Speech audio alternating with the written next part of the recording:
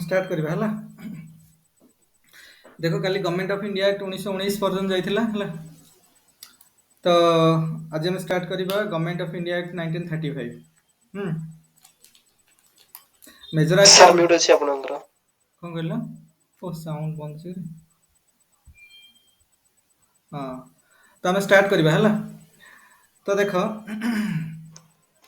तो आम regulating act 1773, तापरे सेटलमेंट एक्ट 1782, तापरे पिट्स इंडिया एक्ट 1784, तापरे Indian charter act 1813, charter act 1833, charter act 1853, तापरे इंडियन इंडिपेंडेंस एक्ट 1758 सॉरी 1858, तापरे आम कले तीन टा काउंसिल एक्ट जोटा कि Indian council act 1861, Indian council act 1892, Indian council act 1909 जोटा को मिंटो मरले रिफॉर्म भी कहा जाए। Then we covered Indian government of India act 1919 है। तो बर्तमान ये सरी जाइए। बर्तमान आम स्टार्ट करवा government of India act 1935 Etah Indian independence act जोटा माउंटबेटन प्लान भी कहा जाए, जून 3 प्लान भी कहा जाए। तो से सरला माने हमर ये चैप्टर सरला हिस्टोरिकल बैकग्राउंड जोटा कि प्रथम चैप्टर होची कोन एम लक्ष्मीकांत रो। तो एटा सरला हैला कोन कहली बुझेला रे। तो सरला तो ये तो बर्तमान जो सब इंपोर्टेंट मेजर एक्ट होची 1935, कारण ये एक्ट रू काफी हमर जो वर्तमान संविधान हमें बना है तो काफी इंस्पिरेशन एथु निया है, काफी प्रोविजन एथु निया है। तो हमको यहाँ टे भल भाव बुझार अच्छे। आम तो पूरा एक्ट बुझा नहीं, खाली जस्ट बेसिक्स बुझा केमती कौन है को बैकग्राउंड रे एक्ट बनाला, मेजर मेजर प्रोविजन्स कौन रहा आमती कौन है ये जिन खाली जानवर अच्छे है। किंतु आ पूर्व गुड़ा इनसीडेंट घटी मुझे कहली कौन सी एक्ट तो स्टार्ट करवा government of India act 1935।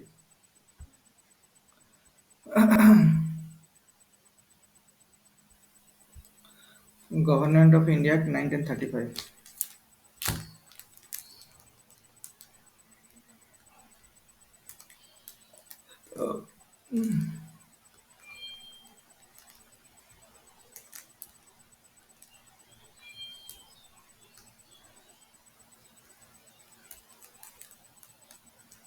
Government of India act 1935 है।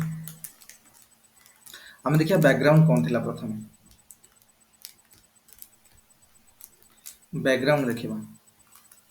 देख मुझे कहली सब एक्ट बनवा पूर्व ना कि बैकग्राउंड थाए से तो बना हुए बुझे ना। तो 1919 तो गवर्नमेंट ऑफ इंडिया एक्ट 1919 बना सरी से अनुसार सब कम चली।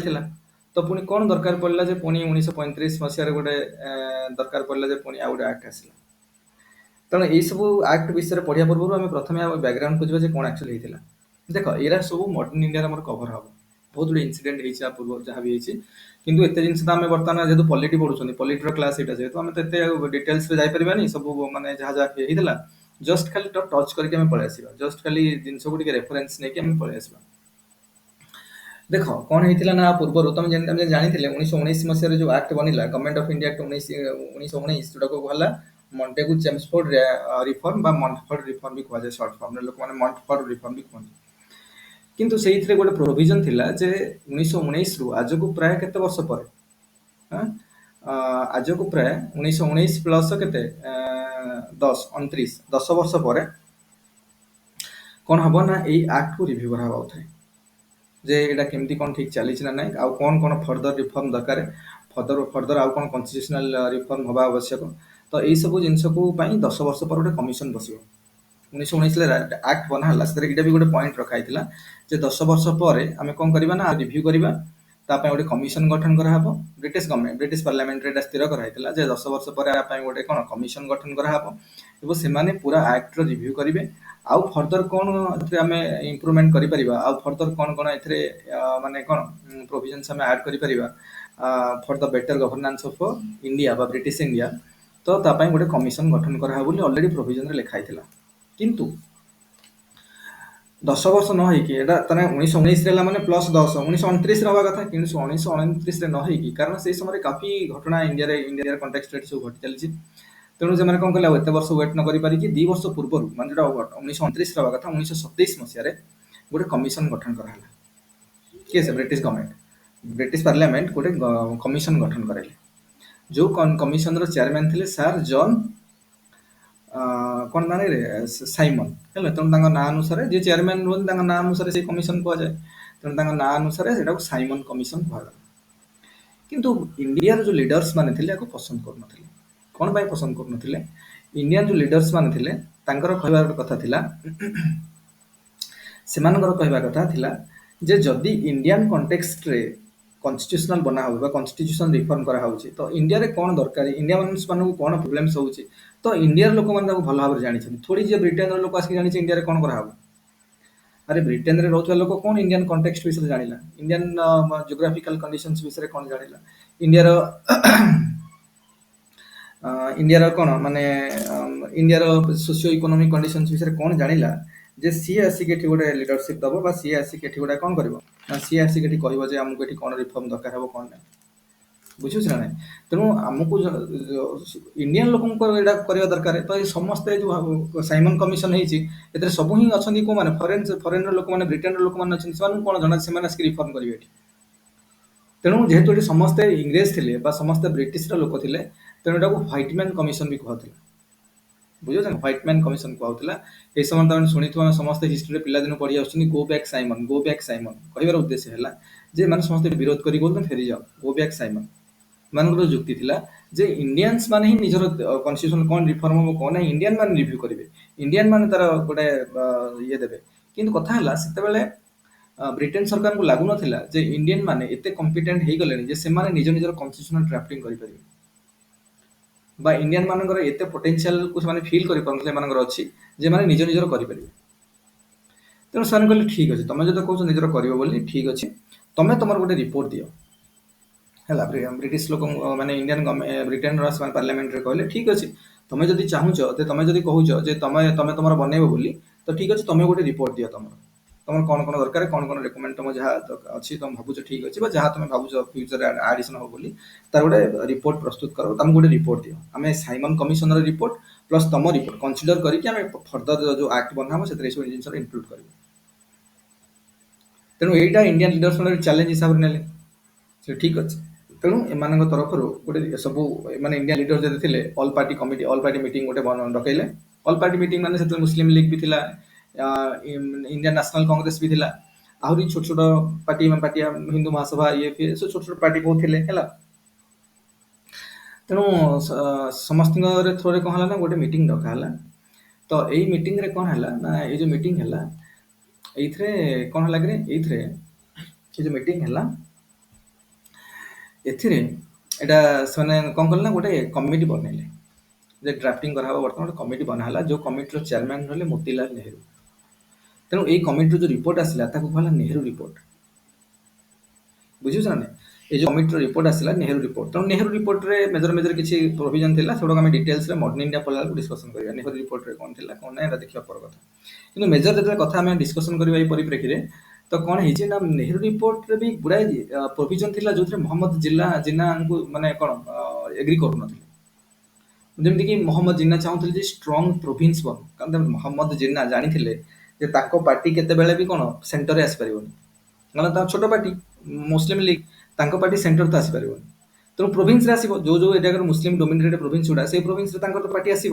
ତେଣୁ ପ୍ରୋଭିନ୍ସ ଷ୍ଟ୍ରଙ୍ଗ ହବା ଦରକାର, ଆଉ ପ୍ରୋଭିନ୍ସକୁ ଯଦି ୱିକ୍ କରିକି ଷ୍ଟ୍ରଙ୍ଗ ସେଣ୍ଟର ବନେଇବ, କାରଣ ଯୋଉ ଆମର ରିପୋର୍ଟ ଥିଲା ନେହେରୁ ରିପୋର୍ଟ ଥିଲା ସେଥିରେ ଷ୍ଟ୍ରଙ୍ଗ ସେଣ୍ଟରକୁ ଷ୍ଟ୍ରଙ୍ଗ ବନା ହେଇଥିଲା। ଏବେ ବି ଆମର ଦେଖିବ ଆମର ସେଣ୍ଟର ଷ୍ଟ୍ରଙ୍ଗ ନା, ଆମ ଇଣ୍ଡିଆନ କଣ୍ଟେକ୍ସଟରେ ଦେଖିବ ଆମ ପାର୍ଲାମେଣ୍ଟ ଆମ କନଷ୍ଟିଟ୍ୟୁସନରେ ସେଣ୍ଟର ଷ୍ଟ୍ରଙ୍ଗ, ଷ୍ଟେଟକୁ ୱିକ୍ କରିକି ରଖାଯାଇଛି। ତ ମାନେ ଯଦି ବା ୱିକ୍ ନୁହଁ, ଏମିତି ବହୁତ ଗୁଡେ ପ୍ରୋଭିଜନ ଅଛି ଯୋଉଠି ସେଣ୍ଟର ଏକ୍ସକ୍ଲୁଜିଭ ପାୱାର ଅଛି। ତେଣୁ ଷ୍ଟ୍ରଙ୍ଗ ସେଣ୍ଟର କରାଯାଇଛି। କିନ୍ତୁ ଏଇଟା ଯେତେବେଳେ ନେହେରୁ ରିପୋର୍ଟରେ ରଖା ହେଇଥିଲା ଏଇଟାକୁ ପସନ୍ଦ କରୁନଥିଲେ କି ମହମ୍ମଦ ଅଲି ଜିନ୍ନା। ମହମ୍ମଦ ଅଲି ଜିନ୍ନା କହିଲେ ଆମକୁ ଷ୍ଟ୍ରଙ୍ଗ ସେଣ୍ଟର ନୁହେଁ, ଷ୍ଟ୍ରଙ୍ଗ ପ୍ରୋଭିନ୍ସ ଦରକାର। ପ୍ରୋଭିନ୍ସିଆଲ ଲେଭେଲରେ ଷ୍ଟ୍ରଙ୍ଗ ହବ, ରେସିଡୁଆଲି ପାୱାର ଗୁଡାକ ସେଣ୍ଟରକୁ ଦିଆହଉଥିଲା, ସେଣ୍ଟରକୁ ନ ଦେଇକି ତମେ ପ୍ରୋଭିନ୍ସ ଗୁଡାକୁ ଦିଅ ରେସିଡୁଆଲ ପାୱାର ବୋଲି ସେ କହୁଥିଲେ। ଆଉ ଏମିତି ଗୁଡାଏ ଥିଲେ ଯେ ସେ କହୁଥିଲେ ଯେ ତମେ ଯୋଉ ପଞ୍ଜାବ ମାନେ ସେତେବେଳେ କଣ ହେଲା ନା ବ୍ରିଟିଶ ଇଣ୍ଡିଆରେ ଯୋଉ ବମ୍ବେ ପ୍ରୋଭିନ୍ସ ଥିଲା, ବମ୍ବେ ପ୍ରୋଭିନ୍ସ ପୁରା ଧରିକି ମାନେ ସିନ୍ଧଠୁ ଆରମ୍ଭ କରିକି ପୁରା ବମ୍ବେ ମହାରାଷ୍ଟ୍ର ଏରିଆ ପୁରା ଥିଲା, ଗୁଜୁରାଟ ସବୁ ଏରିଆ ଗୁଡା ପୁରା ଥିଲା ବମ୍ବେ ପ୍ରୋଭିନ୍ସ। ତେଣୁ ସିଏ କହୁଥିଲେ ଯେ ବର୍ତ୍ତମାନ ବମ୍ବେରେ ରହିକି ତମେ ବମ୍ବେ ପ୍ରୋଭିନ୍ସକୁ କରିବାଟା ବହୁତ ଡିଫିକଲ୍ଟ ହଉଛି, କାରଣ ସିନ୍ଧଟା ବହୁତ ଦୂର ହଉଛି। ତେଣୁ ସିନ୍ଧକୁ ଗୋଟେ ଅଲଗା ପ୍ରୋଭିନ୍ସ କରାଯାଉ, ସିନ୍ଧକୁ ଗୋଟେ ଅଲଗା ପ୍ରୋଭିନ୍ସ କରାଯାଉ ବୋଲି କହୁଥିଲେ। କାରଣ ପ୍ରକୃତ କଥା ହେଲା ସିନ୍ଧରେ ସିନ୍ଧ ଏରିଆଟାରେ ମୁସଲିମ ଡୋମିନେଟେଡ୍ ଏରିଆଟା, ତେଣୁ ସେ ଭାବୁଥିଲେ ମୁସଲିମ ଡୋମିନେଟ୍ ଅଲଗା ପ୍ରୋଭିନ୍ସ କଲେ ମୋର କଣ କାରଣ ଦେଖ ଯାହା ବି ତମେ ଦେଖିବ ହିଷ୍ଟ୍ରିରେ ପଢିବ, ଯାହା ବି ହେଇଛି ଲୋକ ନିଜର କଣ ନିଜର ସ୍ୱାର୍ଥ ପାଇଁ ବହୁତ ଜିନିଷ କରିଛନ୍ତି। ତେଣୁ ସିଏ ବି ତା ସ୍ୱାର୍ଥ ଦେଖୁଥିଲେ ନା, ଯେ ମୁସଲିମ ଲିଗ୍ ପାଇଁ ଏଇଟା ମୁସଲିମ ଡୋମିନେଟେଡ୍ ଏରିଆଟା ତ ତାଙ୍କର ଲାଭ ହବ, ତେଣୁ ସେ ତାଙ୍କର ଅଲଗା ପ୍ରୋଭିନ୍ସ କର। ଏମିତି ତାପରେ ନର୍ଥ ୱେଷ୍ଟ ଫ୍ରଣ୍ଟିୟର ପ୍ରୋଭିନ୍ସ ଯୋଉ ତମର ଥିଲା, ନର୍ଥ ୱେଷ୍ଟ ଫ୍ରଣ୍ଟିୟର ପ୍ରୋଭିନ୍ସ ଜାଣିଥିବ, ଏବେ ବି ନର୍ଥ ୱେଷ୍ଟ ଫ୍ରଣ୍ଟିୟର ପ୍ରୋଭିନ୍ସଟା ଗୋଟେ କଣ ଗୋଟେ ପ୍ରୋଭିନ୍ସ ଗୋଟେ କୋଉଠି ପାକିସ୍ତାନରେ ଗୋଟେ ରାଜ୍ୟ ଗୋଟେ ତାଙ୍କର ସେଟା ଏବେ ବି ନର୍ଥ ୱେଷ୍ଟ ଫ୍ରଣ୍ଟିୟର ପ୍ରୋଭିନ୍ସ। ତ ଏଇଟା ଗୋଟେ ଅଲଗା ପ୍ରୋଭିନ୍ସ କରାଯାଉ ବୋଲି ତାଙ୍କ ଡିମାଣ୍ଡ ଥିଲା। ଆଉ ବହୁତ ହିଷ୍ଟ୍ରିରେ ବହୁତ ଜିନିଷ ଅଛି, ଆମେ ଏତେ ଭିତରକୁ ଯାଉନାହାନ୍ତି ମାନେ ଏତେ ପଢିବା ପାଇଁ। North West Frontier Province, Baluchistan ଏଗୁଡାକୁ ସବୁ ଲାଗୁ ହଉନଥିଲା, ମାନେ ଯାହା ବି ଆକ୍ଟ ଇଣ୍ଡିଆରେ ବନୁଥିଲା ଏଠି, ମାନେ ଗଭର୍ଣ୍ଣମେଣ୍ଟ ଅଫ ଇଣ୍ଡିଆ 1990 1909 ଯୋଉ ସବୁ ରୁଲ୍ସ କାନୁନ ବନା ହଉଥିଲା ସେଗୁଡା ସବୁ ସେଠିକି ଲାଗୁ ହଉନଥିଲା ନର୍ଥ ୱେଷ୍ଟ ଫ୍ରଣ୍ଟିୟର ପ୍ରୋଭିନ୍ସରେ, କି ଇଭେନ ବି ବାଲୁଚିସ୍ତାନରେ ଏଗୁଡା ଲାଗୁ ହଉନଥିଲା। ତାର ଅନେକ କାରଣ ଅଛି, ଐତିହାସିକ କାରଣ, ସେଗୁଡ଼ା ଆମେ ପରେ ମଡର୍ଣ୍ଣ ଇଣ୍ଡିଆ ପଢିଲା ବେଳକୁ ସେଗୁଡାକ ଆମକୁ ପରୀକ୍ଷା ପାଇଁ ଏତେ ଉପଯୋଗୀ ନୁହଁ, ଖାଲି ଜଷ୍ଟ ଷ୍ଟୋରିଟା ଜାଣିବା କଥା ହେଲା। ତ ହଉନଥିଲା, ସେ ସବୁ ଅନେକ ପ୍ରୋବ୍ଲେମ ଥିଲା, ତାକୁ ଗୁଡାଏ ଡିମାଣ୍ଡ ଏମିତି ଏମିତି କି 14ଟା ଡିମାଣ୍ଡ, ଆମେ ଯେତେବେଳେ ମଡର୍ଣ୍ଣ ଇଣ୍ଡିଆ ପଢିବା ଯୋଉ ପ୍ରତି ଡିମାଣ୍ଡ କଣ କଣ ଥିଲା ସେଗୁଡ଼ା ସବୁ ଡିସ୍କସନ କରିବା। ତ ଏମିତି 14ଟା ଡିମାଣ୍ଡ ରଖିଲେ କିଏ ସେ ମହମ୍ମଦ ଅଲି ଜିନ୍ନା। ତେଣୁ ସେ କଣ କଲେ ଯେ ମହମ୍ମଦ ବ୍ରିଟିଶ ଗଭର୍ଣ୍ଣମେଣ୍ଟ କଣ କଲା, ବର୍ତ୍ତମାନ ନେହେରୁ ରିପୋର୍ଟ ପ୍ଲସ୍ ସାଇମନ କମିଶନଙ୍କର ଯୋଉ ରିପୋର୍ଟ ଆସିଥିଲା ସେ ରିପୋର୍ଟ ପ୍ଲସ୍ ଯୋଉ ଜିନ୍ନାର 14ଟା ପଏଣ୍ଟ ଥିଲା ତାକୁ ସବୁ ମିଶେଇକି ସେମାନେ କଣ କଲେ ନା ଡାକିଲେ, ଗୋଟେ କହିଲେ ବ୍ରିଟେନରେ ଗୋଟେ ଲଣ୍ଡନରେ ଗୋଟେ ରାଉଣ୍ଡ ଟେବୁଲ କନଫରେନ୍ସ ହବ। 3ଟା ରାଉଣ୍ଡ ଟେବୁଲ କନଫରେନ୍ସ 1930 1932 ମସିହା ଭିତରେ 3 ଥର ରାଉଣ୍ଡ ଟେବୁଲ କନଫରେନ୍ସ ହେଇଛି। କୁହାଯାଏ ଯେ କୁହାଯାଏ ଯେ ଏହି ସମୟରେ କିଏ ଇରୱିନ୍ ଥିଲେ, ଲର୍ଡ ଇରୱିନ୍ ଥିଲେ, ଭାଇସ ରହିଥିଲେ। ତ କୁହାଯାଇଛି ଯେ ଇରୱିନକୁ କୁହାଯାଇଥିଲା କୁଆଡେ ଇଏ ପ୍ରପୋଜ କରିଥିଲେ ମହମ୍ମଦ ଅଲି ଜିନ୍ନା ଯେ ରାଉଣ୍ଡ ଟେବୁଲ କନଫରେନ୍ସର ପ୍ଲାନ ଦେଇଥିଲେ ଯେମିତି କରିବା ଦରକାର ବୋଲି। ସେ ଛାଡ, ଏରା ତ ଆମକୁ ଏତେ ଜିନିଷ ଦରକାର ନାହିଁ, ସେଗୁଡ଼ା ପରୀକ୍ଷା ଆମକୁ ଦରକାର ନାହିଁ, ଖାଲି ଶୁଣିଛନ୍ତି ଯୋଉଟା ଏମିତି। କିନ୍ତୁ କଥା ହେଲା ଯେ ରାଉଣ୍ଡ ଟେବୁଲ କନଫରେନ୍ସ ହେଇଥିଲା, 3ଟା କନଫରେନ୍ସ ରଖା ହେଲା ଏଇସବୁ ଜିନିଷକୁ ଡିସ୍କସନ କରିବା ପାଇଁ। ନେହେରୁ ରିପୋର୍ଟ ପ୍ଲସ୍ ସାଇମନ କମିଶନର ରିପୋର୍ଟ ପ୍ଲସ୍ ମହମ୍ମଦ ଅଲି ଜିନ୍ନାର ଯୋଉ 14 ପଏଣ୍ଟ ଥିଲା ସେ ସବୁକୁ ଡିସ୍କସନ କରିବା ପାଇଁ, ଗୋଟେ ନିଷ୍କର୍ଷରେ ପହଞ୍ଚିବା ପାଇଁ ଡିସ୍କସନ କରିବା ପାଇଁ ଡକା ହେଲା। ସୋ ଇଣ୍ଡିଆନ ଲିଡର୍ସ ମାନଙ୍କୁ ଡକା ହେଲା, ସବୁ ବର୍ଗର ଲୋକମାନଙ୍କୁ ଡକା ହେଲା, ବ୍ରିଟେନର ଲୋକମାନେ ବି ରହିବେ, ସମସ୍ତେ ମିଶିକି ଡିସ୍କସନ କରିବେ ବୋଲି ପ୍ରପୋଜାଲ ରଖାଗଲା ହେଲା। ତେଣୁ ତା ଭିତରେ ବହୁତ ହେଲା, ମହାତ୍ମା ଗାନ୍ଧୀ ପ୍ରଥମରେ ଗଲେନି, ସେକେଣ୍ଡରେ ଗଲେ, ଥାର୍ଡରେ ଗଲେନି, ଯାହା ବି ସବୁ ହେଲା। ଆମ ଓଡିଶାର ଲୋକମାନେ ବି ଯାଇଥିଲେ। ଓଡିଶା ତମେ ଜାଣିଛ ଆମର 1936 ମସିହାରେ ହେଲା, ଜାଣିଛ ନା ଓଡିଶା ଗୋଟେ ସ୍ୱତନ୍ତ୍ର ପ୍ରଦେଶ 1936 ମସିହାରେ ହେଲା। ଆ ପୂର୍ବରୁ ବିହାର ଓଡିଶା ଗୋଟେ ପ୍ରୋଭିନ୍ସ ଥିଲା।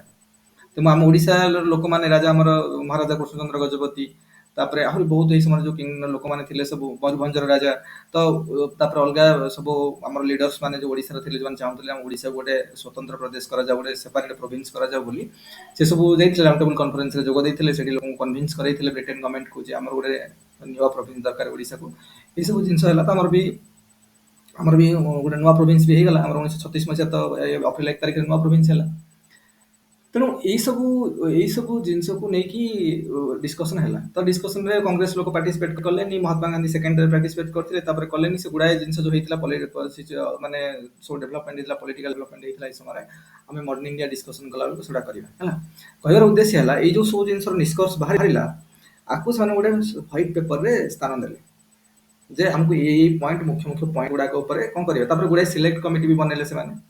ସିଲେକ୍ଟ କମିଟି କରିକି ଯୋଉ ବିଭିନ୍ନ ପ୍ରକାର ଇସ୍ୟୁ ରହିଲା, ଯୋଉଗୁଡା ଉପରେ ମାନେ ହେଇପାରିଲାନି, ଗୋଟେ କୌଣସି ପ୍ରକାର କନସେନସସ୍ ଆସିପାରିଲାନି, ତ ସେ ଉପରେ ସିଲେକ୍ଟ କମିଟି ବି ବଠା ହେଲା। ସିଲେକ୍ଟ କମିଟି ସେ ଜିନିଷକୁ ଆହୁରି ଅନୁଧ୍ୟାନ କଲା, ଆଉ କଣ ବେଟର କରାଯାଇ ପାରିବ। ଏଇ ସବୁ ଜିନିଷକୁ ତାଙ୍କର ରିପୋର୍ଟ ବି ସେମାନେ ଆଣିଲେ। ସେଇ ରିପୋର୍ଟକୁ ବେସ୍ କରିକି ଗୋଟେ ଆକ୍ଟ ବନା ହେଲା 1935 ମସିହାରେ, ଯୋଉଟା ନାଁ ଦିଆ ହେଲା। ତାକୁ ପ୍ରଥମେ ଗୋଟେ ହ୍ୱାଇଟ ପେପର ବନା ହେଲା, ଶ୍ୱେତପତ୍ର ଯୋଉଟାକୁ ଓଡ଼ିଆରେ କହୁଛନ୍ତି। ତ ଶ୍ୱେତପତ୍ର ବନା ହେଲା ମାନେ କ୍ଲାରିଟି ରଖି ଦିଆଗଲା ଯେ ଆମକୁ ଏଇଆ କରାହବ ସବୁ। ତାପରେ ତାକୁ ବେସ୍ କରିକି ସେ ମାନେ ହ୍ୱାଇଟ ପେପରର ଯୋଉ ପ୍ରୋଭିଜନ ଯୋଉ ପ୍ରପୋଜାଲ ଥିଲା ସବୁ, ବା ଯୋଉ ପଏଣ୍ଟସ ଥିଲା, ତାପରେ ବେସ୍ କରିକି ଗଭର୍ଣ୍ଣମେଣ୍ଟ ଅଫ ଇଣ୍ଡିଆ ଆକ୍ଟ 1935 ର ଡ୍ରାଫ୍ଟିଂ ହେଲା। ବୁଝିଲା, this is the historical development. ସେଇଟାକୁ ମୁଁ ଟିକେ ଜଷ୍ଟ ଖାଲି କହିଦଉଛି ଯେ କଣ କଣ ହେଲା। ଦେଖ, ତମେ ଖାଲି ଜଷ୍ଟ ଟିକେ ଟିକେ ଖାଲି ସ୍ଲାଇଡଲି, ଏଟା ଦରକାର ହବନି, ଖାଲି ଲେଖିଟା ଗୋଟେ ବୁଝିବା ପାଇଁ। କଣ କି ଆମେ ଯେତେବେଳେ ଗୋଟେ ଆକ୍ଟ ପଢୁଛନ୍ତି, ଡାଇରେକ୍ଟ ଆକ୍ଟ ପଢିବା ଅପେକ୍ଷା ଆମେ ଭିତରେ ହିଷ୍ଟୋରିକାଲ ବ୍ୟାକଗ୍ରାଉଣ୍ଡଟା ପଛକୁ ଯାଇକି ଟିକେ ବୁଝୁଛନ୍ତି, ତ ଟିକେ ରିଲେଟ କରିପାରୁଛନ୍ତି, ଗୋଟେ ଫ୍ଲୋ ଲାଗୁଛି ଯେ ହଁ ଏମିତି ଏମିତି ହେଇଥିଲା ବୋଲି। ତ ଟିକେ ଆମର ମନେ ରଖିବାର ପାୱାରଟା ବଢୁଛି, ବୁଝୁଛି। ନହେଲେ ଡାଇରେକ୍ଟ ଆକ୍ଟ ପଢିଲେ ମନେ ରହିବନି, ଏମିତି ପଢିବ ପୁଣି ଭୁଲିଯିବ, ବୁଝୁଛି ନା ନାଇଁ। ତେଣୁ ସେଥିପାଇଁ ମୁଁ ଏଇ ହିଷ୍ଟୋରିକାଲ ବ୍ୟାକଗ୍ରାଉଣ୍ଡ ଟିକେ କହିଦେଲି। ତ ଷ୍ଟାର୍ଟିଂରୁ କଣ ହେଇଥିଲା ଦେଖ, ଷ୍ଟାର୍ଟିଂରୁ ଆମର କଣ ହେଲା,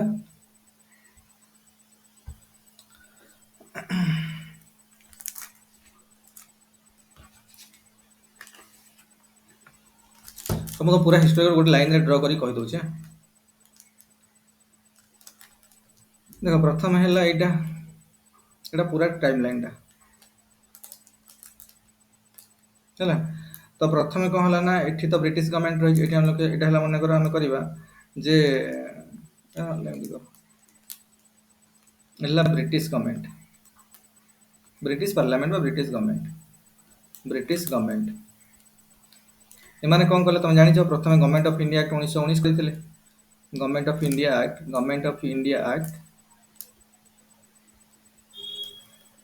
एक्ट केते 1919 एटा करथिले तापर कौन कले ना आकु बेस करके हमर थिला 1929 मासरे गोटे कमिशन बठिबार किंतु पूर्व बसीगला साइमन कमिशन कौन साइमन कमिशन केतरे हैला 1927 रे 1927 रे 1927 रे साइमन कमिशन हे गला ହେଲା ତେଣୁ ସାଇମନ କମିଶନ କଣ କଲେ କଣ ପାଇଁ ହେଇଥିଲା ନା to propose the constitutional reform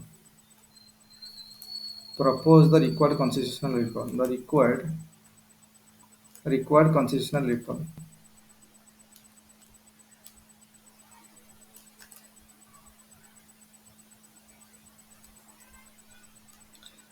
propose the required constitutional reform ହେଲା तो British government of India act 1919 Simon commission 1927 propose the government of India reform के 1927 मसीह तापर propose the required constitutional reform हला एस जिंस हला तापर कोन हला तो ये सब तो स्टोरी कहली केमती कोन हला तो प्रॉब्लम हला सब केमती हला तेनु मान ब्रिटिश गवर्नमेंट कोन कहला जे वर्तमान में कोन करबा ना साइमन कमिशन रो रिपोर्ट हला साइमन कमिशन रो रिपोर्ट साइमन कमिशन रो रिपोर्ट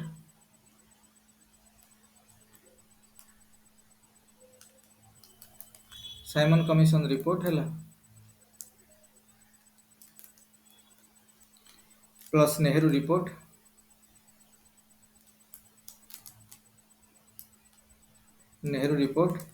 प्लस जिन्नार 14 पॉइंट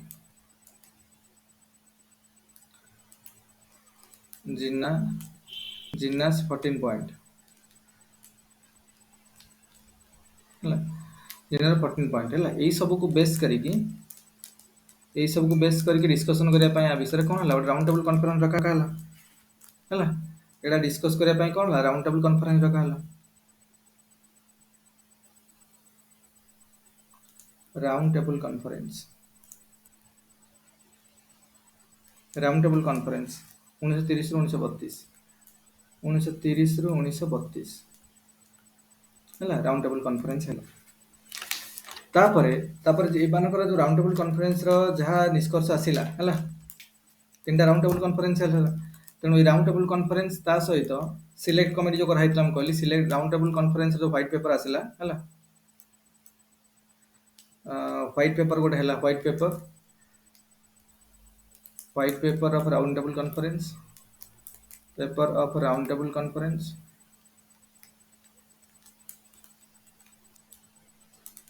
राउंड टेबल कॉन्फ्रेंस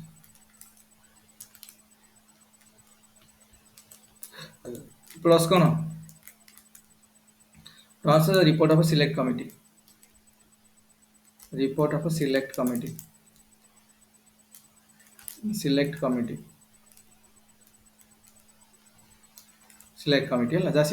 होता कमिटी सिलेक्ट कमिटी जो इश्यू को लेकर ताकू बेस करके ड्राफ्टिंग कराला गवर्नमेंट ऑफ इंडिया एक्ट है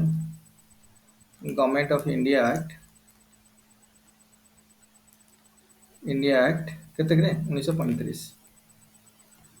1935 रे ड्राफ्टिंग करा गला गवर्नमेंट ऑफ इंडिया एक्ट 1935 रे ड्राफ्टिंग है तो हम गोटे गोटे करके देखिबा जे बर्तमान कंट्रोल ऑफ गवर्नमेंट रे कोन चेंज करा हिची कि हला प्रथम देखि हम जे डिस्कशन करथले सब हेड रे प्रथम कंट्रोल ऑफ गवर्नमेंट तब administration central legislature state legislature हला आउ कौन कौन सब यू जिन कौन चेंज कर एक्सट्रा पॉइंट आउ कौन रखी ये विषय गोटे डिटेल्स डिस्कशन करवा प्रथम देखिए कंट्रोल ऑफ गवर्नमेंट रे कौन चेंज कले कंट्रोल ऑफ गवर्नमेंट रे किसी चेंज होइछि देखिए प्रथम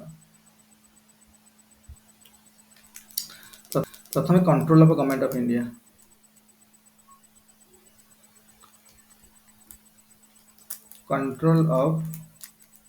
गवर्नमेंट ऑफ इंडिया बुझिल आते कौन चेंज कर आगु लगे रे आगु कौन होतला ଆଉ ଆରେ ଆଗରୁ କଣ ହଉଥିଲା? ଆଗରୁ କଣ ହଉଥିଲା କିରେ? ଆଗରୁ ଆମର ଥିଲା ଯେ ପ୍ରଥମେ ରହୁଥିଲେ କିଏ ସେ ମାନେ ପ୍ରଥମେ ରହୁଥିଲେ ଆମର ଭାଇସରୟ। ଭାଇସରୟ ରହୁଥିଲେ ଇଣ୍ଡିଆରେ। ଭାଇସରୟ କାହାକୁ ରିପୋର୍ଟ କରୁଥିଲେ? Secretary of state. Secretary of state. Secretary of state ଆଉ ସେକ୍ରେଟାରୀ ଅଫ ଷ୍ଟେଟ କାହାକୁ ରିପୋର୍ଟ କରୁଥିଲେ? Britain parliament. ବ୍ରିଟେନ ପାର୍ଲାମେଣ୍ଟ ହେଲା। ବ୍ରିଟେନ ପାର୍ଲାମେଣ୍ଟକୁ ରିପୋର୍ଟ କରୁଥିଲେ। ଏଇଭଳିଆ ସିଷ୍ଟମ ଥିଲା। କିନ୍ତୁ ଏଇ ଯୋଉ ସେକ୍ରେଟାରୀ ଅଫ ଷ୍ଟେଟ ଥିଲେ ଆଙ୍କ ଅଣ୍ଡରରେ କଣ ଥିଲା? ଆଙ୍କ ଅଣ୍ଡରରେ ଗୋଟେ କାଉନସିଲ ଥିଲା ଯୋଉଟା କହୁଥିଲା Indian council. Indian council. Indian council କୁହାଯାଉଥିଲା। ଆଉ ଏଇ ଯୋଉ ଇଣ୍ଡିଆନ କାଉନସିଲ ଥିଲା, ଏ ଇଣ୍ଡିଆନ କାଉନସିଲରେ କେତେ ଜଣ ମେମ୍ବର ଥିଲେ? ଆରେ କେତେ ଜଣ ଥିଲେ? 15 ଜଣ ମେମ୍ବର ଥିଲେ। ନା ନାଇଁ? ତ ପ୍ରଥମେ କଣ କରାହେଲା ନା ଏଇ ଗଭର୍ଣ୍ଣମେଣ୍ଟ ଅଫ ଇଣ୍ଡିଆ 935 ରେ କଣ କରାହେଲା? ଦେଖ ଗଭର୍ଣ୍ଣମେଣ୍ଟ ଅଫ ଇଣ୍ଡିଆ 1919ରେ ଯେମିତି ଗୋଟେ ପ୍ରିଆମ୍ବୁଲ ଥିଲା, ଗଭର୍ଣ୍ଣମେଣ୍ଟ ଅଫ ଇଣ୍ଡିଆ 1935 ସେମିତି କିଛି ପ୍ରିଆମ୍ବୁଲ ନଥିଲା। ଡାଇରେକ୍ଟ ଲେଖା ହେଇଥିଲା। ତ ପ୍ରଥମେ ମାନେ କଣ କଲେ ନା ଏଇ ଯୋଉ 15 ଜଣ ମେମ୍ବର ଥିଲେ ପ୍ରଥମେ ଆଉ କମେଇଲେ। କହିଲେ ନା 15 ମେମ୍ବର ରହିବନି, ରହିବ 6 ମେମ୍ବର ରହିବେ। ହେଲା। ଆଉ ଯୋଉ ଇଣ୍ଡିଆନ କାଉନସିଲ ଥିଲା ଏଟାକୁ କୁହାହେଲାନି, ଏଟା ଏମାନଙ୍କୁ କୁହାହେଲା ଆଡଭାଇଜର୍ସ। ଆଉ ଇଣ୍ଡିଆନ କାଉନସିଲ ନ କହିକି ଏମାନଙ୍କୁ କଣ କୁହାହେଲା? ଆଡଭାଇଜର୍ସ। ନୂଆ ନାଁ ଗୋଟେ ଦେଲେ ଏମାନଙ୍କର। ଏମାନଙ୍କୁ କହିଲେ ଆଡଭାଇଜର୍ସ। ହେଲା। ଆଡଭାଇଜର୍ସ କୁହାହେଲା ଏମାନଙ୍କୁ। ଏଇ ସବୁ ଜିନିଷ ଚେଞ୍ଜ କଲେ କୋଉଠି? ଆଉ ଇଏ ତ ଜାଣିଛ ଇଏ ସେକ୍ରେଟାରୀ ଅଫ ଷ୍ଟେଟ ଯିଏ ରହୁଥିଲେ ଇଏ ବ୍ରିଟେନରେ ରହୁଥିଲେ, ଇଏ ଭାଇସରୟ ଇଣ୍ଡିଆରେ ରହୁଥିଲେ। ଏବଂ ଆଙ୍କର ଇଏ କଣ ତାଙ୍କର ଗୋଟେ ଏଜେଣ୍ଟ ହେଇ କାମ କରୁଥିଲେ। କିଏ ଭାଇସରୟ ଗୋଟେ ଏଜେଣ୍ଟ ହେଇ କାମ କରୁଥିଲେ। ତ ଗଭର୍ଣ୍ଣମେଣ୍ଟ ଅଫ ଇଣ୍ଡିଆ 1935ରେ ଏତିକି ଚେଞ୍ଜ କରାହେଲା ଯେ ଇଣ୍ଡିଆନ କାଉନସିଲ ଯୋଉ କଲେ ତାକୁ ଆଡଭାଇଜର୍ସ କୁହାହେଲା। ଯୋଉ 15 ଜଣ ମେମ୍ବର ଥିଲେ ତାକୁ 6 ମେମ୍ବର କରିଦିଆଗଲା। କାରଣ ୟା ପୂର୍ବରୁ ତମେ ଜାଣିଛ ଆଉ 15 ମେମ୍ବର ଆବଶ୍ୟକ କାହିଁ ପଡୁନଥିଲା? କାରଣ ପୂର୍ବରୁ ଏମାନେ ଜାଣିଛ ତମେ କଣ ଏଜେଣ୍ଟ ୱାର୍କ ଥିଲା 1919ରେ। ଏଜେଣ୍ଟ ୱାର୍କ ମାନେ କଣ କରିଥିଲେ କିରେ? ଆରେ ଏଜେଣ୍ଟ ୱାର୍କ କଣ କରିଥିଲେ ମାନେ? ଏଜେଣ୍ଟ ୱାର୍କ ହଟେଇ ଦେଇଥିଲେ ନା, ହାଇ କମିଶନର ଅଫିସ କ୍ରିଏଟ କରିଥିଲେ। ମନେ ପଡୁଛି ନା ନାଇଁ? ଆରେ ହାଇ କମିଶନର ଅଫିସ କେବେ କ୍ରିଏଟ ହେଲା? ହାଇ କମିଶନର ଅଫିସ କେବେ କ୍ରିଏଟ ହେଲା?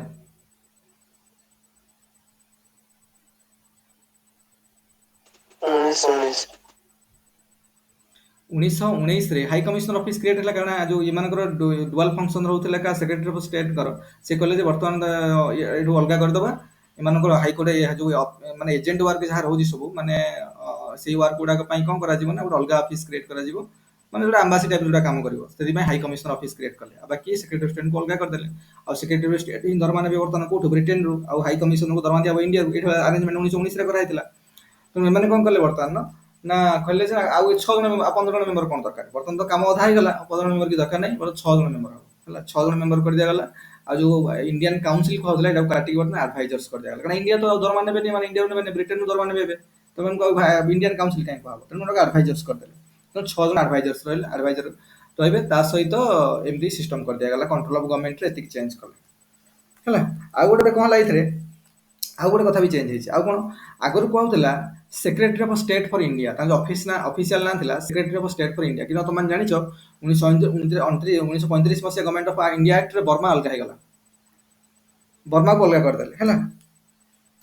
ବର୍ମା ଅଲଗା ହେଇଗଲା। ତେଣୁ ବର୍ତ୍ତମାନ ଏମାନଙ୍କୁ କଣ କଲା ଯେ ସେକ୍ରେଟାରୀ ଅଫ ଷ୍ଟେଟ ଯିଏ ସେ ଇଣ୍ଡିଆର ବି ବର୍ମାର ବି। ଆଉ ଯେହେତୁ ଇଣ୍ଡିଆଠୁ ବର୍ମାକୁ ଅଲଗା କରାହେଲା ତେଣୁ ଆଙ୍କ ନାଁ ଚେଞ୍ଜ କରି କରାହେଲା secretary of state for India and Burma. ବୁଝୁଛ ନା? ଯୋଉଟା ଆଗରୁ ସେକ୍ରେଟାରୀ ଅଫ ଷ୍ଟେଟ ଇଣ୍ଡିଆ କହୁଥିଲା କାରଣ ବର୍ମା ଇଣ୍ଡିଆର ଇଣ୍ଟିଗ୍ରାଲ ପାର୍ଟ ହେଇକି ଥିଲା। ଯେତେବେଳେ 1935 ମସିହା ଆକ୍ଟରେ ଅଲଗା କରାହେଲା ତେଣୁ ବର୍ମା ବର୍ତ୍ତମାନ ଅଲଗା ହେଇଗଲା। ତେଣୁ ଆଙ୍କୁ କୁହାହେଲା secretary of state for India and Burma. Secretary of state for India and Burma. Secretary of state for India and Burma. Secretary of state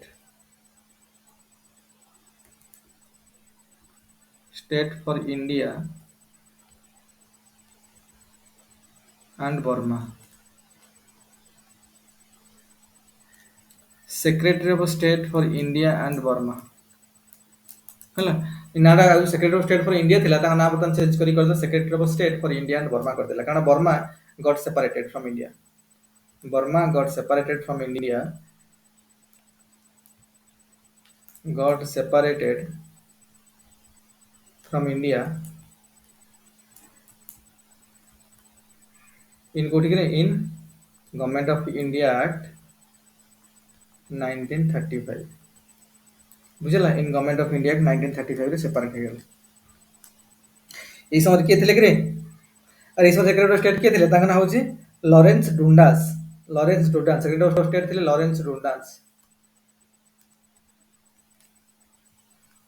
ना दरकार ना एते इंपोर्टेंट न मन रखि देथिबो टिके जदी हला हला डुंडास लॉरेंस डुंडास DUNDAS लॉरेंस डुंडास हला तांको सेकंड मार्क्वेस ऑफ जेटलैंड भी कहा जाय। एते डिटेल्स में जाउ नांदी बुझियो ना कोन कहा जाय एते हिस्ट्री ऑप्शनल जे हेतो से पढिबो भीतर को एते बसी पढिबो हमहु थोड़ी एते दरकार तेनो तांको भी कहा जाय सेकंड मार्क्वेस ऑफ जेटलैंड भी कहा जाय हला। देखो एटा हिस्ट्री मॉडर्न इंडिया और पॉलिटी रो कॉमन कॉम्बो पोर्शन टा माने इंटरसेक्शन पोर्शन टा कारण जो टू मॉडर्न इंडिया सरुची सेटू पॉलिटी स्टार्ट होची। ଆମ କନଷ୍ଟିଟ୍ୟୁସନ ଡ୍ରାଫ୍ଟିଂ ସେଠୁ ଷ୍ଟାର୍ଟ ହେଲା 1947 ମସିହା ପର୍ଯ୍ୟନ୍ତ। ତେଣୁ ସେଇ ଭିତରେ ଯୋଉ କିଛିଟା କନଷ୍ଟିଟ୍ୟୁସନାଲ ଡେଭଲପମେଣ୍ଟ ହେଇଯାଇଛି ତା ବ୍ୟାକଗ୍ରାଉଣ୍ଡ ଟା ବର୍ତ୍ତମାନ ଏଇ ଚାପ୍ଟରରେ ପଢୁଛନ୍ତି ହେଲା। ତେଣୁ ତେଣୁ ଏଟା ଗୋଟେ intersection area modern Indian history ଆଉ ଇଣ୍ଡିଆନ ପଲିଟିର। ତାପରେ ଦେଖ କଣ୍ଟ୍ରୋଲ ଅଫ ଗଭର୍ଣ୍ଣମେଣ୍ଟ ଗଲା ବର୍ତ୍ତମାନ ଦେଖିବା ଆଡମିନିଷ୍ଟ୍ରେସନରେ କ'ଣ ଚେଞ୍ଜ କରାହେଲା। ଆଡମିନିଷ୍ଟ୍ରେସନରେ କ'ଣ ଚେଞ୍ଜ କରାହେଲା ଦେଖିବା। ନେକ୍ସଟ ଦେଖିବା ଗଭର୍ଣ୍ଣମେଣ୍ଟ ଅଫ ଇଣ୍ଡିଆ ଆକ୍ଟରେ ଆଡମିନିଷ୍ଟ୍ରେସନରେ କ'ଣ ଚେଞ୍ଜ କରାହେଲା।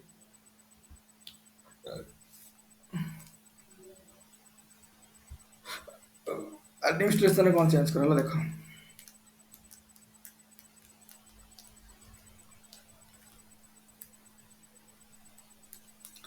ଆଡମିନିଷ୍ଟ୍ରେସନରେ କ'ଣ ଚେଞ୍ଜ କରାହେଲା କିରେ ତ ପ୍ରଥମେ ଭାଇସ୍ ରୟ ଥିଲେ ଆଗରୁ କ'ଣ ଥିଲା ଭାଇସ୍ ରୟ ଥିଲେ।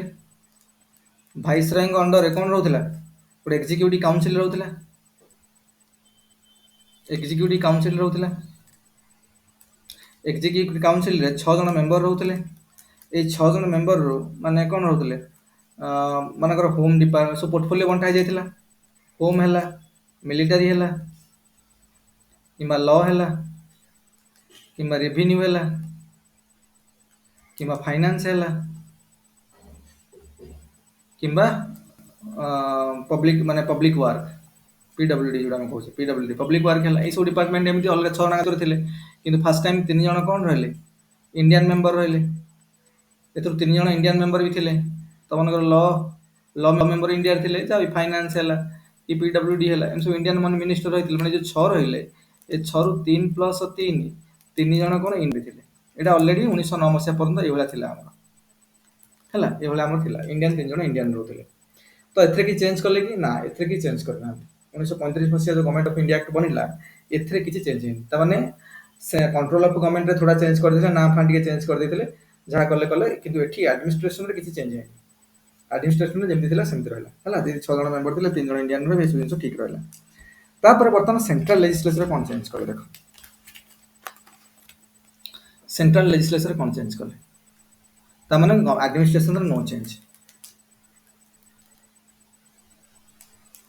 ଆଡମିନିଷ୍ଟ୍ରେସନରେ ନୋ ଚେଞ୍ଜ ହେଲା। ତାପରେ ଦେଖିବା ସେଣ୍ଟ୍ରାଲ ଲେଜିସ୍ଲେଚରରେ କ'ଣ ଚେଞ୍ଜ ହେଲା। ସେଣ୍ଟ୍ରାଲ ଲେଜିସ୍ଲେଚରରେ କ'ଣ ଚେଞ୍ଜ କରାଯାଇଛି ଦେଖିବା। ସେଣ୍ଟ୍ରାଲ ଲେଜିସ୍ଲେଚର ସେଣ୍ଟ୍ରାଲ ଲେଜିସ୍ଲେଚରରେ କ'ଣ ଚେଞ୍ଜ କଲେ ଦେଖ। ସେଣ୍ଟ୍ରାଲ ଲେଜିସ୍ଲେଚର କ'ଣ କଲେ ନା ଫାର୍ଷ୍ଟ ଟାଇମ୍ ତମେ ଜାଣିଥିବ ଆମର ସେଣ୍ଟ୍ରାଲ ଲେଜିସ୍ଲେଚର ଥିଲା ଆମର କ'ଣ ଥିଲା କିରେ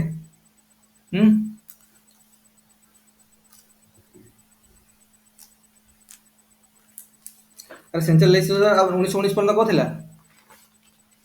ଆରେ 1919 ସେଣ୍ଟ୍ରାଲ ଲେଜିସ୍ଲେଚର କୋଉ ଭଳିଆ କଣ୍ଡିସନରେ ଥିଲା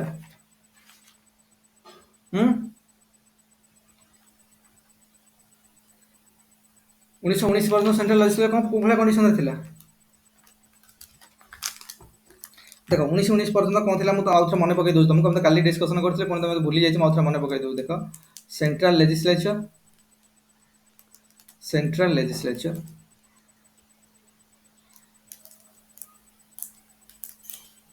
এটা କାଟି ଦଉଛି ଆଉଥରେ ଗୋଟେ କରିଦେବା। ସେଣ୍ଟ୍ରାଲ ଲେଜିସ୍ଲେଚର ସେଣ୍ଟ୍ରାଲ ଲେଜିସ୍ଲେଚର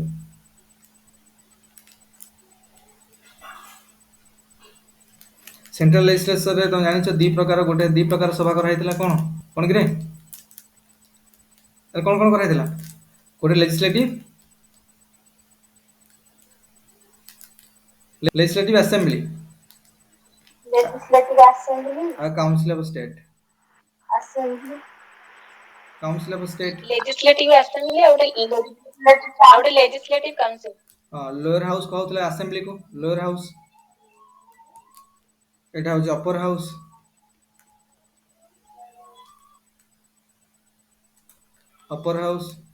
है और लोअर हाउस रे जो दी प्रकार मेंबर थिले दी गोटे हला कोन इलेक्टेड और नॉमिनेटेड इलेक्टेड और नॉमिनेटेड इलेक्टेड और नॉमिनेटेड इलेक्टेड केते होतिले इलेक्टेड आंसर 104 थिले एटी लेजिस्लेटिव थिला केते 145 एपट रहिथिले केते से 60 और नॉमिनेटेड रे भी थिले नॉमिनेटेड दी प्रकार होतिले नॉमिनेटेड टोटल थिले 41 तो एटा पुनी एथरे पुनी ऑफिशियल नॉन ऑफिशियल ऑफिशियल केते 26 नॉन ऑफिशियल पुनी नॉन ऑफिशियल एठी रहला 15 हला तापरे एठी होची नॉमिनेटेड इलेक्टेड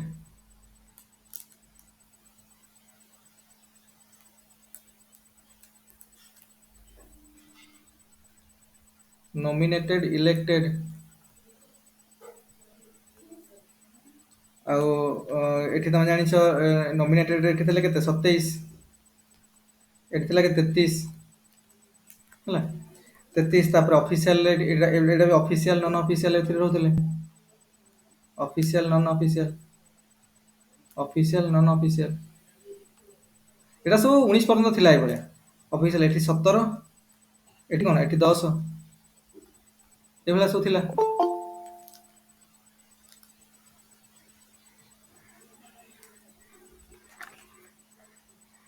ହେଲା ଏଭଳିଆ ସବୁ ଥିଲା ହେଲା ତ କଣ ହେଲା ନା ଏଭଳିଆ ଯୋଉ ଥିଲା ଏଇ ସବୁ କଣ୍ଡିସନ ଏଭଳିଆ ଥିଲା ତ କଥା ହଉଛି ଆପରେ ତ କଣ ଥିଲା ଇଲେକ୍ଟେଡ୍ ରେ କେମିତି କଣ ଥିଲା ଆମେ 1919 ଡିସ୍କସନ କରିଥାଉ ଭିତରକୁ ଯାଉନି ମୁଁ ଭିତରକୁ ଯାଉନି ବେଶୀ ହେଲା ମୁଁ ବେଶୀ ଭିତରକୁ ଯାଉନି ହେଲା ମୁଁ ଏଇଟା କହୁଛି ଦେଖ ତ ଏଇ ଟାଇପର ଥିଲା ଯେତେବେଳେ ଏମାନେ ତମେ ଜାଣିଥିବ ଗଭର୍ଣ୍ଣମେଣ୍ଟ ଅଫ ଇଣ୍ଡିଆ 1935 ରେ ସେ ଗୋଟେ ଫେଡରେସନ କରିବାକୁ ଚାହୁଁଥିଲେ ପ୍ରିନ୍ସଲି ଷ୍ଟେଟ୍ ଆଉ ପ୍ରିନ୍ସଲି ଷ୍ଟେଟ୍ ସେ କଣ କରିବାକୁ ପ୍ରିନ୍ସଲି ଷ୍ଟେଟ୍ ଆଉ ବ୍ରିଟିଶ ଇଣ୍ଡିଆର ଯୋଉ ପ୍ରୋଭିନ୍ସେସ୍ ଗୁଡା ଅଛି ତାକୁ ମିଶି ଗୋଟେ ଫେଡରେସନ କରିବାର ପରିକଳ୍ପନା କରାଯାଇଥିଲା ଗଭର୍ଣ୍ଣମେଣ୍ଟ ଅଫ ଇଣ୍ଡିଆ 1935 ରେ ତେଣୁ ସେ ପ୍ରଥମେ କହୁଥିଲେ ଏଇଟା ସବୁ ବଢେଇବା ତାହେଲେ ଏଇ ସଂଖ୍ୟା ଏତିକି ରହିବନି ତେଣୁ ତାକୁ ଚେଞ୍ଜ କରିବା ପାଇଁ ସେ ପ୍ରପୋଜ କରିଥିଲେ ଏଇ ଯୋଉ 145 ଅଛି ଆକୁ କାଟିକି ସେ କହୁଥିଲେ ଏଠି 375 ହବ ଏଇଟା 375 କରିଦବା 375 କରିଦବା ଆକୁ ଯୋଉ 60 ଅଛି ଆକୁ କାଟିକି କଣ କରିଦବା 260 କରିଦବା ଏଭଳିଆ ଥିଲା ପ୍ରପୋଜାଲ କରାଯାଇଥିଲା ତେଣୁ ଏମାନଙ୍କର ଯୋଉ ପ୍ରପୋଜାଲ ଥିଲା central ଲେଜିସ୍ଲେଚରରେ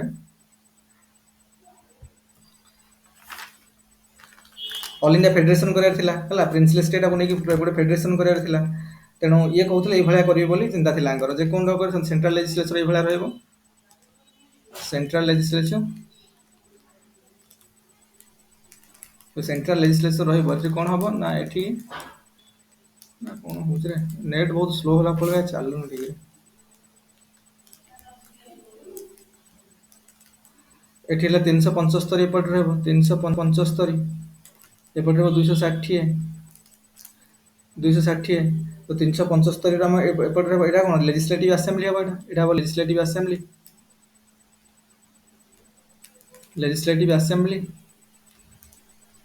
एपटे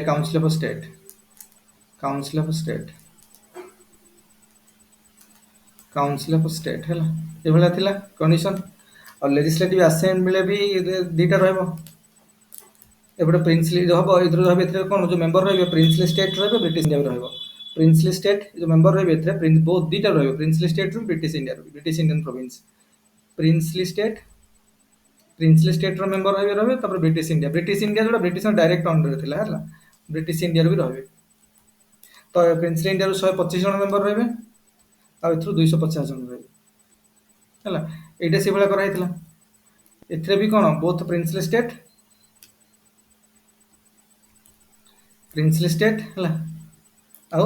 princely state British sorry एटा काटी दियो ब्रिटिश इंडिया पटा प्रिंसली स्टेट करो princely state 104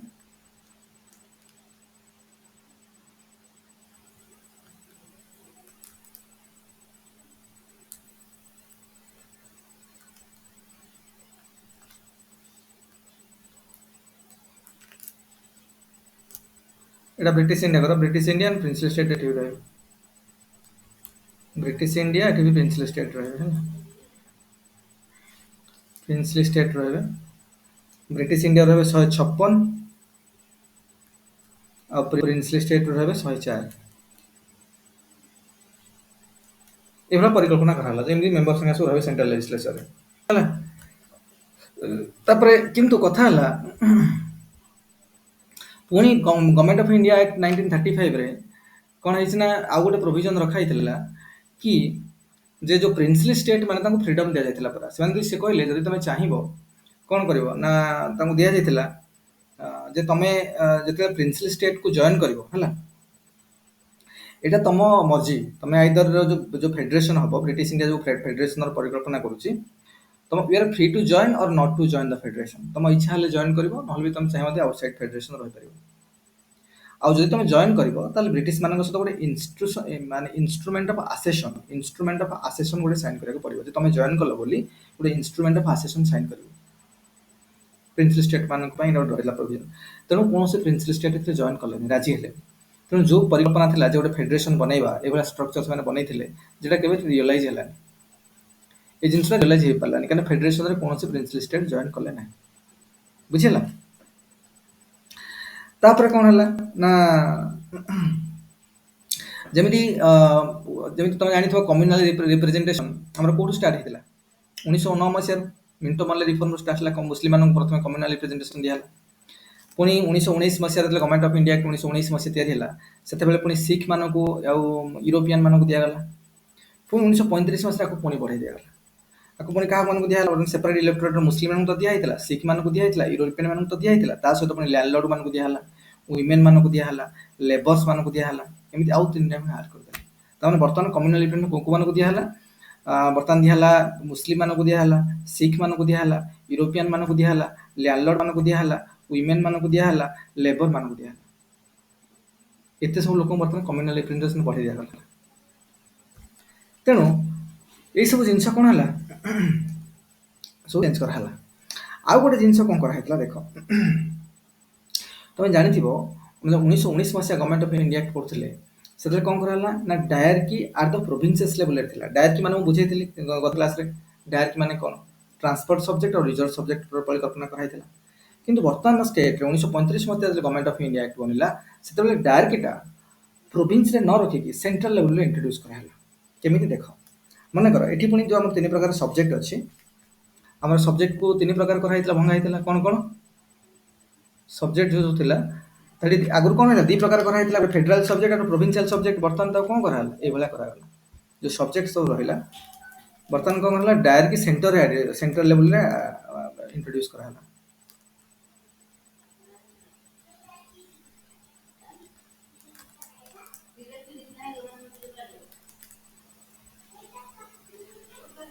now direct at centre level रे डायरेक्ट कराहला कोन कारण हम जो सब्जेक्ट रहिला माने करो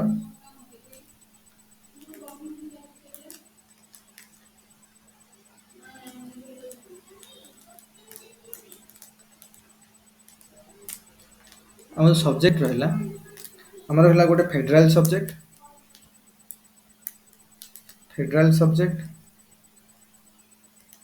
कहिदिल फेडरल सब्जेक्ट को गुडा जोडा माने गोटे यूनिफॉर्मिटी दरकार इंटरनेशनल माने सेंट्रल लेवल नेशनल लेवल रे इंपोर्टेंस रही जेमि टेलीग्राम हैला रेलवे हैला फॉरेन अफेयर्स एगुडा सब फेडरल सब्जेक्ट रहिला आ गोटे रहिला प्रोविंशियल सब्जेक्ट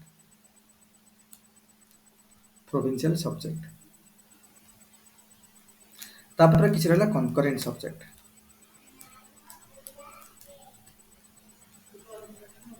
तो फेडरल सब्जेक्ट रहिला से जो कहला एबला 59 टा सब्जेक्ट फेडरल सब्जेक्ट रहिला प्रोविंशियल थिला 54 आ कनकरेंट थिला 36 एबला थिला हैला एथरे कोना एथरे ई जो फेडरल सब्जेक्ट जोडा रहला एथरे केवल फेडरल गवर्नमेंट बा सेंट्रल गवर्नमेंट जे थिबो सेंट्रल लेजिस्लेचर एठी नियम बनेबो प्रोविंशियल सब्जेक्ट रे प्रोविंशियल लेजिस्लेचर नियम बनेबो किंतु कनकरेंट रे बोथ बनै पारिबे वर्तमान जेमि हमर 7 शेड्यूल रे अछि वर्तमान से भलिया फेडरल यूनियन हमर अछि union list concurrent list of state list हमर अछि जेमि से भलिया प्रोविंशियल सब्जेक्ट फेडरल सब्जेक्ट और कनकरेंट सब्जेक्ट रखाइतिला बुझिला कि किंतु कथा हला कोन ना एथरे कोन बोथ सेंट्रल और प्रोविंस एठी करि पारिबे कनकरेंट सब्जेक्ट रे एठी कोन ओनली प्रोविंस एटा ओनली सेंटर तेनु वर्तमान कोन करा जेबो देखो आगुर कोन सा प्रोविंस रे रखा जो सब्जेक्ट अछि ताको कराइतला दी भाग ट्रांसपोर्ट सब्जेक्ट आउ ट्रांसपोर्ट सब्जेक्ट और रिजर्व सब्जेक्ट कोन एठुडा प्रोविंस रो हटे की मतलब एठी रखा वाला वर्तमान कोन कराला ना एठी रखा वाला कोथरे ना फेडरल सब्जेक्ट रे ए फेडरल सब्जेक्ट को पुनी दी भाग कराला आगु एठी कराइला दी भाग कराउतला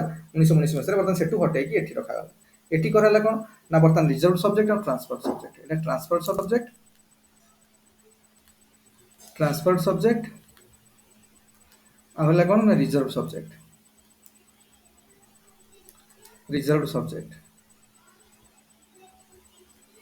ट्रांसफर सब्जेक्ट और रिजर्व सब्जेक्ट दिवा करा हला तो रिजर्व सब्जेक्ट हला एटा कोन एटा कहा द्वारा एडमिनिस्ट्रेट हबो एटा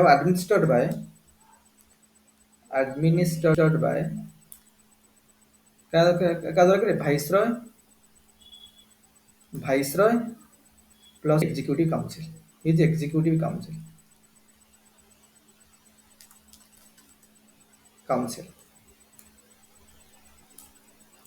किंतु एटा का द्वारा हबो वाइसरॉय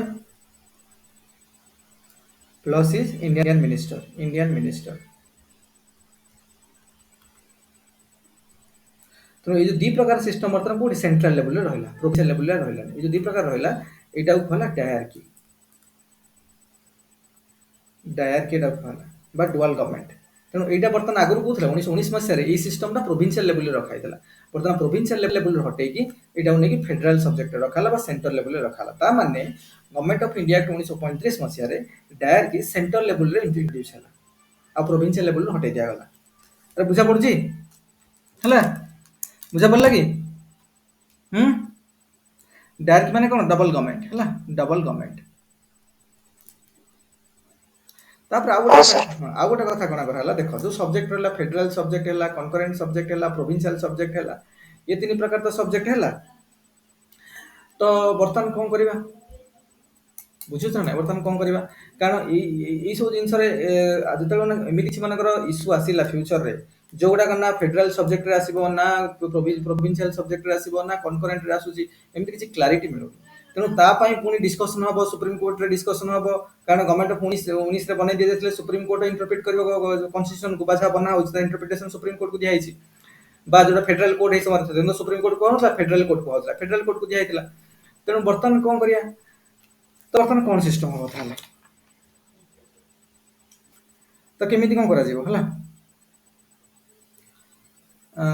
से कहले बर्तमान कोन हबो ना इते पुणी कौन करबा ना जो फेडरल जहाँ भी रहिबो माने रेसिडुअल सब्जेक्ट रहिबो रेसिडुअल सब्जेक्ट माने जोडा तीन दांग कैटेगरी रे कोठी आसुन बामु कंफ्यूजन होउची ना एटा एथरे हबो ना एथरे हबो ना एथरे हबो जदि कोथरे आसुनी बा कोथरे कंफ्यूजन होउची सेही केस रे कोन हबो ना सेटा रेसिडुअल सब्जेक्ट हे जिवो आ रेसिडुअल सब्जेक्ट ऊपर के लॉ प्रणयन करबो हां एटा गिवन टू एक्सक्लूसिव पावरला वाइसरॉय हला जदि रेसिडुअल सब्जेक्ट किछ रहला ए तीनटा सब्जेक्ट परबी जदि ए तीन दांग सब्जेक्ट गला ए सब सरिला जदि रेसिडुअल सब्जेक्ट किछ रहिला रेसिडुअल सब्जेक्ट जदि किछ रहिला हला जदि रेसिडुअल सब्जेक्ट रहिला रेसिडुअल सब्जेक्ट जोडा तीन नाम कोटा नु को भीतर आसुनी एटा का दियाला रेसिडुअल सब्जेक्ट रो अधिकार का दियाला करे वाइसरॉय को दियाला viceroy can legislate on it residual subject असला वाइसरॉय एक्सक्लूसिव पावर बुझुछ ना नै तुम तीनटा कैटेगरी किछ न रहबो जो एक्स्ट्रा एथि आसी गला तो वाइसरॉय एक्सक्लूसिव पावर होला से एथरे लेजिस्लेट कर पाइबो तापर देखिया ये गला एति कि गला हमर सेंट्रल लेवल एति चेंज कराला अरे बुझा पड़ला तो सेंट्रल लेवल में कौन कौन है सेंट्रल लेवल में प्रथम गोटे फेडरेशन करा चेष्टा कले ब्रिटिश इंडिया रो ब्रिटिश इंडिया और प्रिंसली स्टेट को नहीं ब्रिटिश इंडियन प्रोविंस और प्रिंसली स्टेट को नहीं गोटे फेडरेशन करार परिकल्पना कले और फेडरेशन से कहले जे प्रिंसली स्टेट को पूरा फ्रीडम देले तुम आइदर फेडरेशन जॉइन कर पारिबो नले फ्री रही पारिबो आ जदि जॉइन करबो तुम गोटे इंस्ट्रूमेंट ऑफ एसोसिएशन साइन करे पड़िबो तेणु ये सब कथा को लखा कौन प्रिंसली स्टेट जॉइन कलेनी जो फेडरेशन परिकल्पना था सेटा हो पारा फेडरेशन परिकल्पना कराइला कि माने रियलाइज है तापर आउ गोटे कम मैंने कौन कले ना जो प्रोविंशियल लेवल रे लेजिस्लेचर रे जो डायरकी थिला डायरकी मान तो बुझी पारलन बुझेली कौन तो प्रोविंशियल लेवल रे थिला सेटा बर्तमान हटाई कि नहीं कोठी रखिले सेंट्रल लेवल रे रखिले जोटा प्रोविंशियल सब्जेक्ट रे रहउतला सेटा बर्तमान फेडरल सब्जेक्ट रे रहला बुझेला ए भला जिंस को नहीं सा कले तो सेंट्रल लेवल रे चेंज कले बर्तमान देखिबा जे प्रोविंस लेवल रे गवर्नमेंट ऑफ इंडिया 1935 रे कौन चेंज हला लेखो प्रोविंशियल लेजिस्लेचर बता कौन से देखिबा प्रोविंशियल लेजिस्लेचर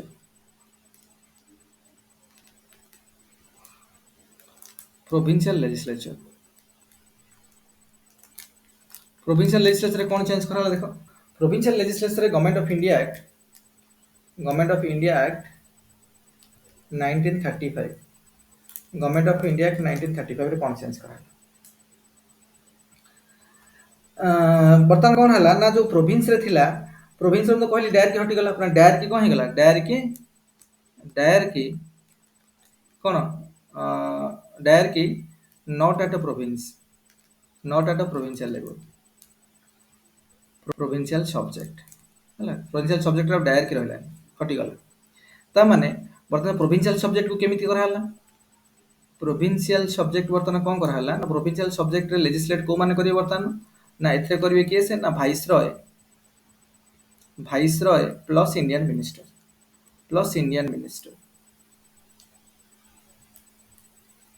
है viceroy and Indian minister जो माने से बर्तमान कौन लेजिस्लेट करिवे आ परे अरे बुझा पड़ुची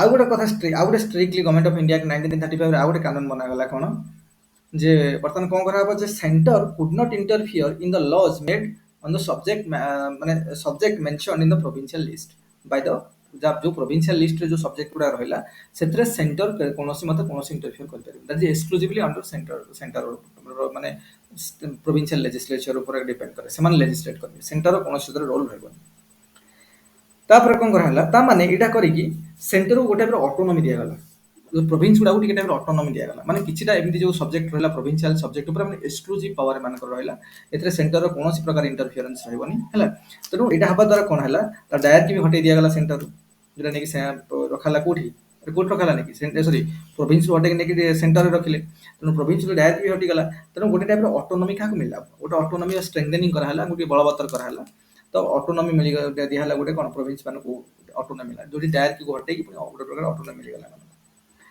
तो बर्तमान कौन है जमी कहली जे प्रोविंस बर्तमान दिन को दिन बढ़िबार लगी आम ओडिशा प्रोविंस भी गवर्नमेंट ऑफ इंडिया 1935 पर है 1927 मसीह है आमर ये तो आमर कौन कौन है ना जो प्रोविंस लेजिस्लेचर आगु 11टा थिला देखो आमर कौन कौन प्रोविंस थिला हिसर ब्रिटिश इंडिया रे ब्रिटिश इंडिया रो प्रोविंस कौन कौन थिला देखो ब्रिटिश इंडिया रे कौन कौन प्रोविंस थिला देखो प्रोविंशियल केतरा प्रोविंस थिला टोटल रे टोटल हमर थिला यूनाइटेड प्रोविंस तापर थिला पंजाब तापर थिला मद्रास बिहार बिहार बिहार एंड ओडिशा की थिला बर्तमान एटा ओडिशा ओडेटी क्रिएट हैला हला ओडिशा बर्तमान नो प्रोविंस क्रिएट हैला तापर बर्मा तापर सेंट्रल प्रोविंस तापर बॉम्बे बॉम्बे हैला पुनी सिंध तयारी हैला सिंध तयारी हैला नो प्रोविंस सिंध तयारी हैला तापर एठी गोटे नॉर्थ वेस्ट फ्रंटियर प्रोविंस तयारी हैला देखो हम जेमति कहली जे नॉर्थ वेस्ट फ्रंटियर प्रोविंस पाई डिमांड के रखुतले अरे एटा कोठी जिनागर 14 पॉइंट रे डिमांड थिला नॉर्थ वेस्ट फ्रंटियर प्रोविंस पाई कार डिमांड थिला मोहम्मद अली जिन्नार जो 14 पॉइंट्स रखिथिला से तार डिमांड थिला जे नॉर्थ वेस्ट फ्रंटियर प्रोविंस रखा जाऊ सिंध को बॉम्बे रो अलगा करे जाऊ तनो सिंध को बॉम्बे रो अलगा कर दिया गला नॉर्थ वेस्ट फ्रंटियर अलगा प्रोविंस भी बने दिया गला हम ओडिसा लोक मान कर डिमांड थिला बिहार ओडिसा को अलगा करके ओडिसा गोटे प्रोविंस बनी गला एथि सब प्रोविंस बनी गला बुझियो ना नै आ एटा भी कोन मोहम्मद अली जिन्नार जो 14 पॉइंट रोल थिला एटा आगुआ बनी जाइथिला एक्चुअली एटा हमर केते बनी जाइथिला एटा को सुन आगुआ आनि निथिले एटा हमर बनी जाइथिला केते ना 1 डिसेंबर 1931 1 डिसेंबर 1931 मसरे बन जाइथिला हला एटा गोटे नुवा प्रोविंस बन जाइथिले जो मोहम्मद अली जिन्नार डिमांड दिला थिला से बन जाइथिले तापर बॉम्बे भी सेपरेट ला सिंध सेपरेट हैला तनु एटा जेतु मोहम्मद अली जिन्नार एटा भी सेपरेट ला एटु एटा कोन मोहम्मद अली जिन्नार डिमांड थिला जिन्नास 14 पॉइंट डिमांड जिन्नास 14 पॉइंट डिमांड एटा भी जिन्नार 14 पॉइंट डिमांड थिला जिन्नास 14 पॉइंट डिमांड तो सो डिमांड थिला तो एडा सोसने क्रिएट करले अरे बुझा पड़ला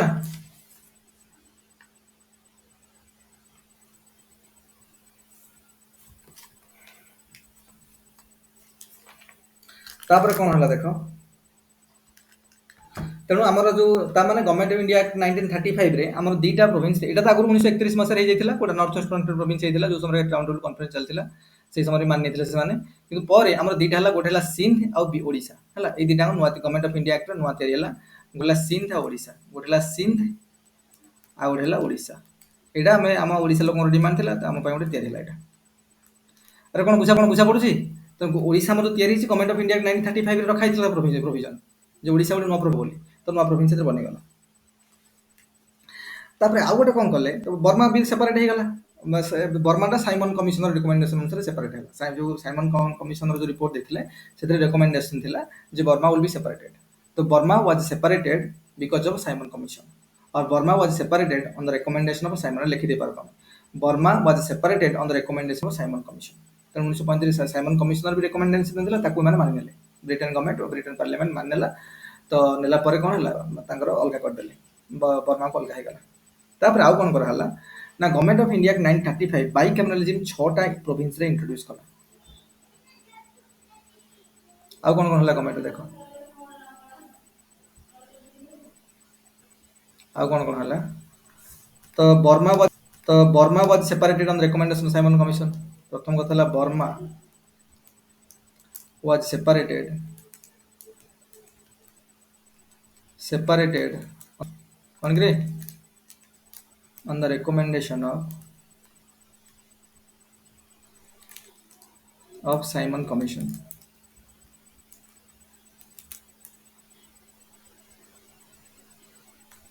Burma was separated on the recommendation of Simon Commission. है तापरे government of India act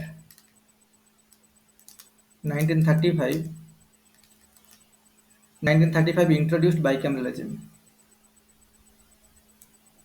introduced bicameralism.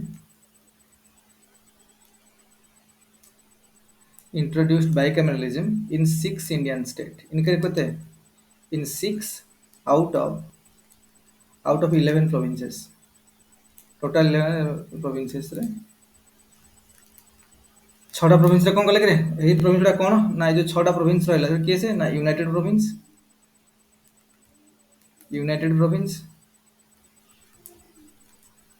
बापरे बेंगल तापरे मद्रास तापरे आसाम तापरे बिहार तापरे बॉम्बे है यूनाइटेड प्रोविंस बेंगल मद्रास आसाम बिहार बॉम्बे है यही सब प्रोविंस गुड़ा कौन है कौन लगे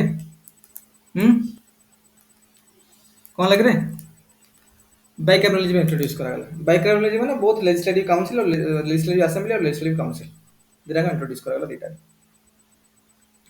तापर कौन हला ना आहुर मध्य गवर्नमेंट ऑफ इंडिया 1935 रे ठाई रे रेकमेंड करा हला जे एस्टैब्लिशमेंट ऑफ फेडरल कोर्ट वर्तमान जे हमर जेमिति वर्तमान कोन सुप्रीम कोर्ट जेमिति सेते बेले फेडरल कोर्ट कहला 1935 मसिया रे त ता पई प्रोविजन करा हला गोटे फेडरल कोर्ट रहबो जहा कि कोन तार काम कोन रहबो मानेकर प्रोविंस मध्य किसी डिस्प्यूट है कि सेंटर ऑफ प्रोविंस भीतर डिस्प्यूट है कि कौन कन्स्टिट्यूशनल 1935 गवर्नमेंट ऑफ इंडिया ये तो गोटे मिनी कन्स्टिट्यूशन टाइप बनला कारण आज पर्यंत जिते एक्ट बनी सब लेंगेस्ट एक्ट हूँ यहाँ गवर्नमेंट ऑफ इंडिया 1935 से 1773 मसीह बनी आसुँच 1773 मसीह आरंभ कर 1935 मसीह जो बनला ये सब जिते पूर्व बनी सब लेंगेस्ट हूँ यहाँ गोटे मिनी कन्स्टिट्यूशन टाइप बनी जाता तेणु आर कौन प्रोविजन इंटरप्रिटेशन दरकार कौन डिस्प्यूट हो तो से किए कर फेडरल कोर्ट रही तेणु गोटे फेडरल कोर्ट एस्टाब्लिशमेंट तो कौन माने दिल्ली रे गोटे फेडरल कोर्ट एस्टाब्लिशमेंट 1935 मसीह रिकमेंडेशन रहा तापर कौन ना जे ये सब जिन गला तापर एल्सो माने से स्टेट भीतर डिस्प्यूट है सेंटर स्टेट भीतर डिस्प्यूट है कि कौन सी कौन कन्स्टिट्यूशनल प्रोविजन को लेकर डिस्प्यूट है एटा सब कोर्ट रिजल्व हो फेडरल कोर्ट रिजल्व हो तेणु 1935 मसीह दिल्ली रे फेडरल कोर्ट एस्टाब्लिशमेंट करा तापर 1950 मसीह को सुप्रीम कोर्ट कहला भारत इंडिपेंडेंस हो गला 1950 मसीह ना चेंज कर सुप्रीम कोर्ट एटा मध्य आरबीआई रे एस्टाब्लिशमेंट पे गवर्नमेंट ऑफ इंडिया 1935 रे रिकमेंडेशन रहला जे गोटे RBI reserve bank of India रे माने कोन गठन करा तापर प्रिंसिपल स्टेट कोन हला एसे जॉइन करलेनी हला तेनु ऑल इंडिया फेडरेशन जो परिकल्पना हेतिला सेटा भी हे परला ना तो हम देखियो जे गवर्नमेंट ऑफ इंडिया एक्ट आउ कोन थिला जे आगु तुम जानिछ जो इलेक्शन होता इलेक्शन आगु समस्त को चांस मिल ना समस्त भोट दे पारे 1919 मसीह मात्र 17,000 भोटर एलिजिबल भोटर थे देश में ओनली 17,000 लोक ही भोटिंग पावर था समस्त दे पार तेणु यहाँ जो बनला 1929 मसीहा गवर्नमेंट ऑफ इंडिया एक्ट बनला एथिरे कौन होता ना आउ टे एक्सटेंड कराला जो 17,000 लोक दिया 30 मिलियन लोक मिलला आल्टर सफरेज को भोटिंग राइट टा लोक आहरी बढ़ागला तार जो 17,000 लोक दौले से बर्तमान 30 मिलियन मान 3 कोटी लोक दिहला 30 मिलियन मान 3 कोटी 300 लक्ष 300 लक्ष मान 3 कोटी तो 3 करोड़ बा 30 मिलियन लोक को कौन करागला भोटिंग पावर रहा आउ टे बढ़े कारण आगु एजुकेशन है कि प्रॉपर्टी है आपको क्राइटेरिया रखा किए भोटिंग किए भोट कर किए भोट कर तेणु बर्तमान लिबरालाइज करके तार भोटिंग पावर एक्सटेंड कले 17,000 रु बढ़े 30 मिलियन लोक कौन कराला दिहला 3 कोटी लोक दिहला आउ तुम जान गवर्नमेंट ऑफ इंडिया एक्ट हूँ सब लेंगीएस्ट एक्ट आज पर्यटन जो बनी से रहा मैंने 321 सेक्शन रहा जो आर्टिकल कहते सेक्शन कहला 321 सेक्शन थिला आउ एथिरे थिला 14टा पार्ट्स थिला आउ 10टा शेड्यूल थिला एटा पूरा गोटे कन्स्टिट्यूशन टाइप ड्राफ्टिंग बना हैता हैला एथिरे थिला 321 सेक्शन 10टा माने 14टा पार्ट थिला एवं 10टा शेड्यूल थिला 10 शेड्यूल बर्तमान आमर केते अछि बर्तमान 22 शेड्यूल 22टा पार्ट अछि 12टा शेड्यूल अछि किंतु सेते बेले गवर्नमेंट ऑफ इंडिया एक्ट रे 10टा शेड्यूल थिला 14टा पार्ट थिला आउ 321 टा सेक्शन थिला तो बना हैला पूरा ड्राफ्टिंग कर हैतला लॉ तेणु आज पर्यंत जहाँ होता है लेंगीएस्ट सब लेंगीएस्ट यहाँ आउ सब लेंगीएस्ट तो पुणी आउ बर्तमान भी एते जो प्रोविजन सब बनी आम जो गवर्नमेंट ऑफ इंडिया जो कन्स्टिट्यूशन ड्राफ्टिंग कराला इंडिपेंडेंट इंडिया आमर कन्स्टिट्यूशन फायदा माने जो थे से सब काफी जिन ड्र कर गोटे बेस बनी आपर बेस करके बनइले ये बुझे ना तो गवर्नमेंट ऑफ इंडिया 1935 काफी प्रोविजन आम भारत संविधान में इनक्लूड कराई बुझे ना तेणु सब आम विभिन्न पार्ट रू बर कर कन्स्टिट्यूशन को पार्टा कौट बर कर गवर्नमेंट ऑफ इंडिया गुड़ा जिन बर कराई आम तो गवर्नमेंट ऑफ इंडिया पूरा 321 सेक्शन थोड़ी पढ़ा 321 सेक्शन कौन कौन थी 14टा पार्ट्स कौन थी 12टा शेड्यूल कौन सॉरी 10टा शेड्यूल कौन कौन थी एटा थोड़ी आम पढ़ा एत तो जिन दरकार नहीं आम ओभराली गोटे आइडिया आसीगला गवर्नमेंट ऑफ इंडिया एक्ट 1935 कौन थी कारण आमको भितर एत पशिबार नहीं थोड़ी लॉ पढ़ुँ बुझे ना सिविल सर्विसेस सिविल सर्वेंट हिसाब से आमको टी ओभराली क्लारिटी आसी दरकार केमी कौन होता तो से क्लारिटी आमको बर्तमान आसीगला तेणु तापर रिलेटेड जहाँ भी एमसीक्यू क्वेश्चन पड़ो आम आराम से सल्व कर दे पारिबा रिलेटेड तेणु यहाँ सरीगला आमर गोटे मात्र एक्ट बढ़ला जो government of India act 1947 sorry Indian independence act 1947 एटा भी माउंटबेटन प्लान भी कहती से जोनथाल प्लान भी कहती अरे बुझा पड़ी ना नहीं माउंटबेटन प्लान भी कह जाए जोनथाल प्लान भी कह जाए ता सहित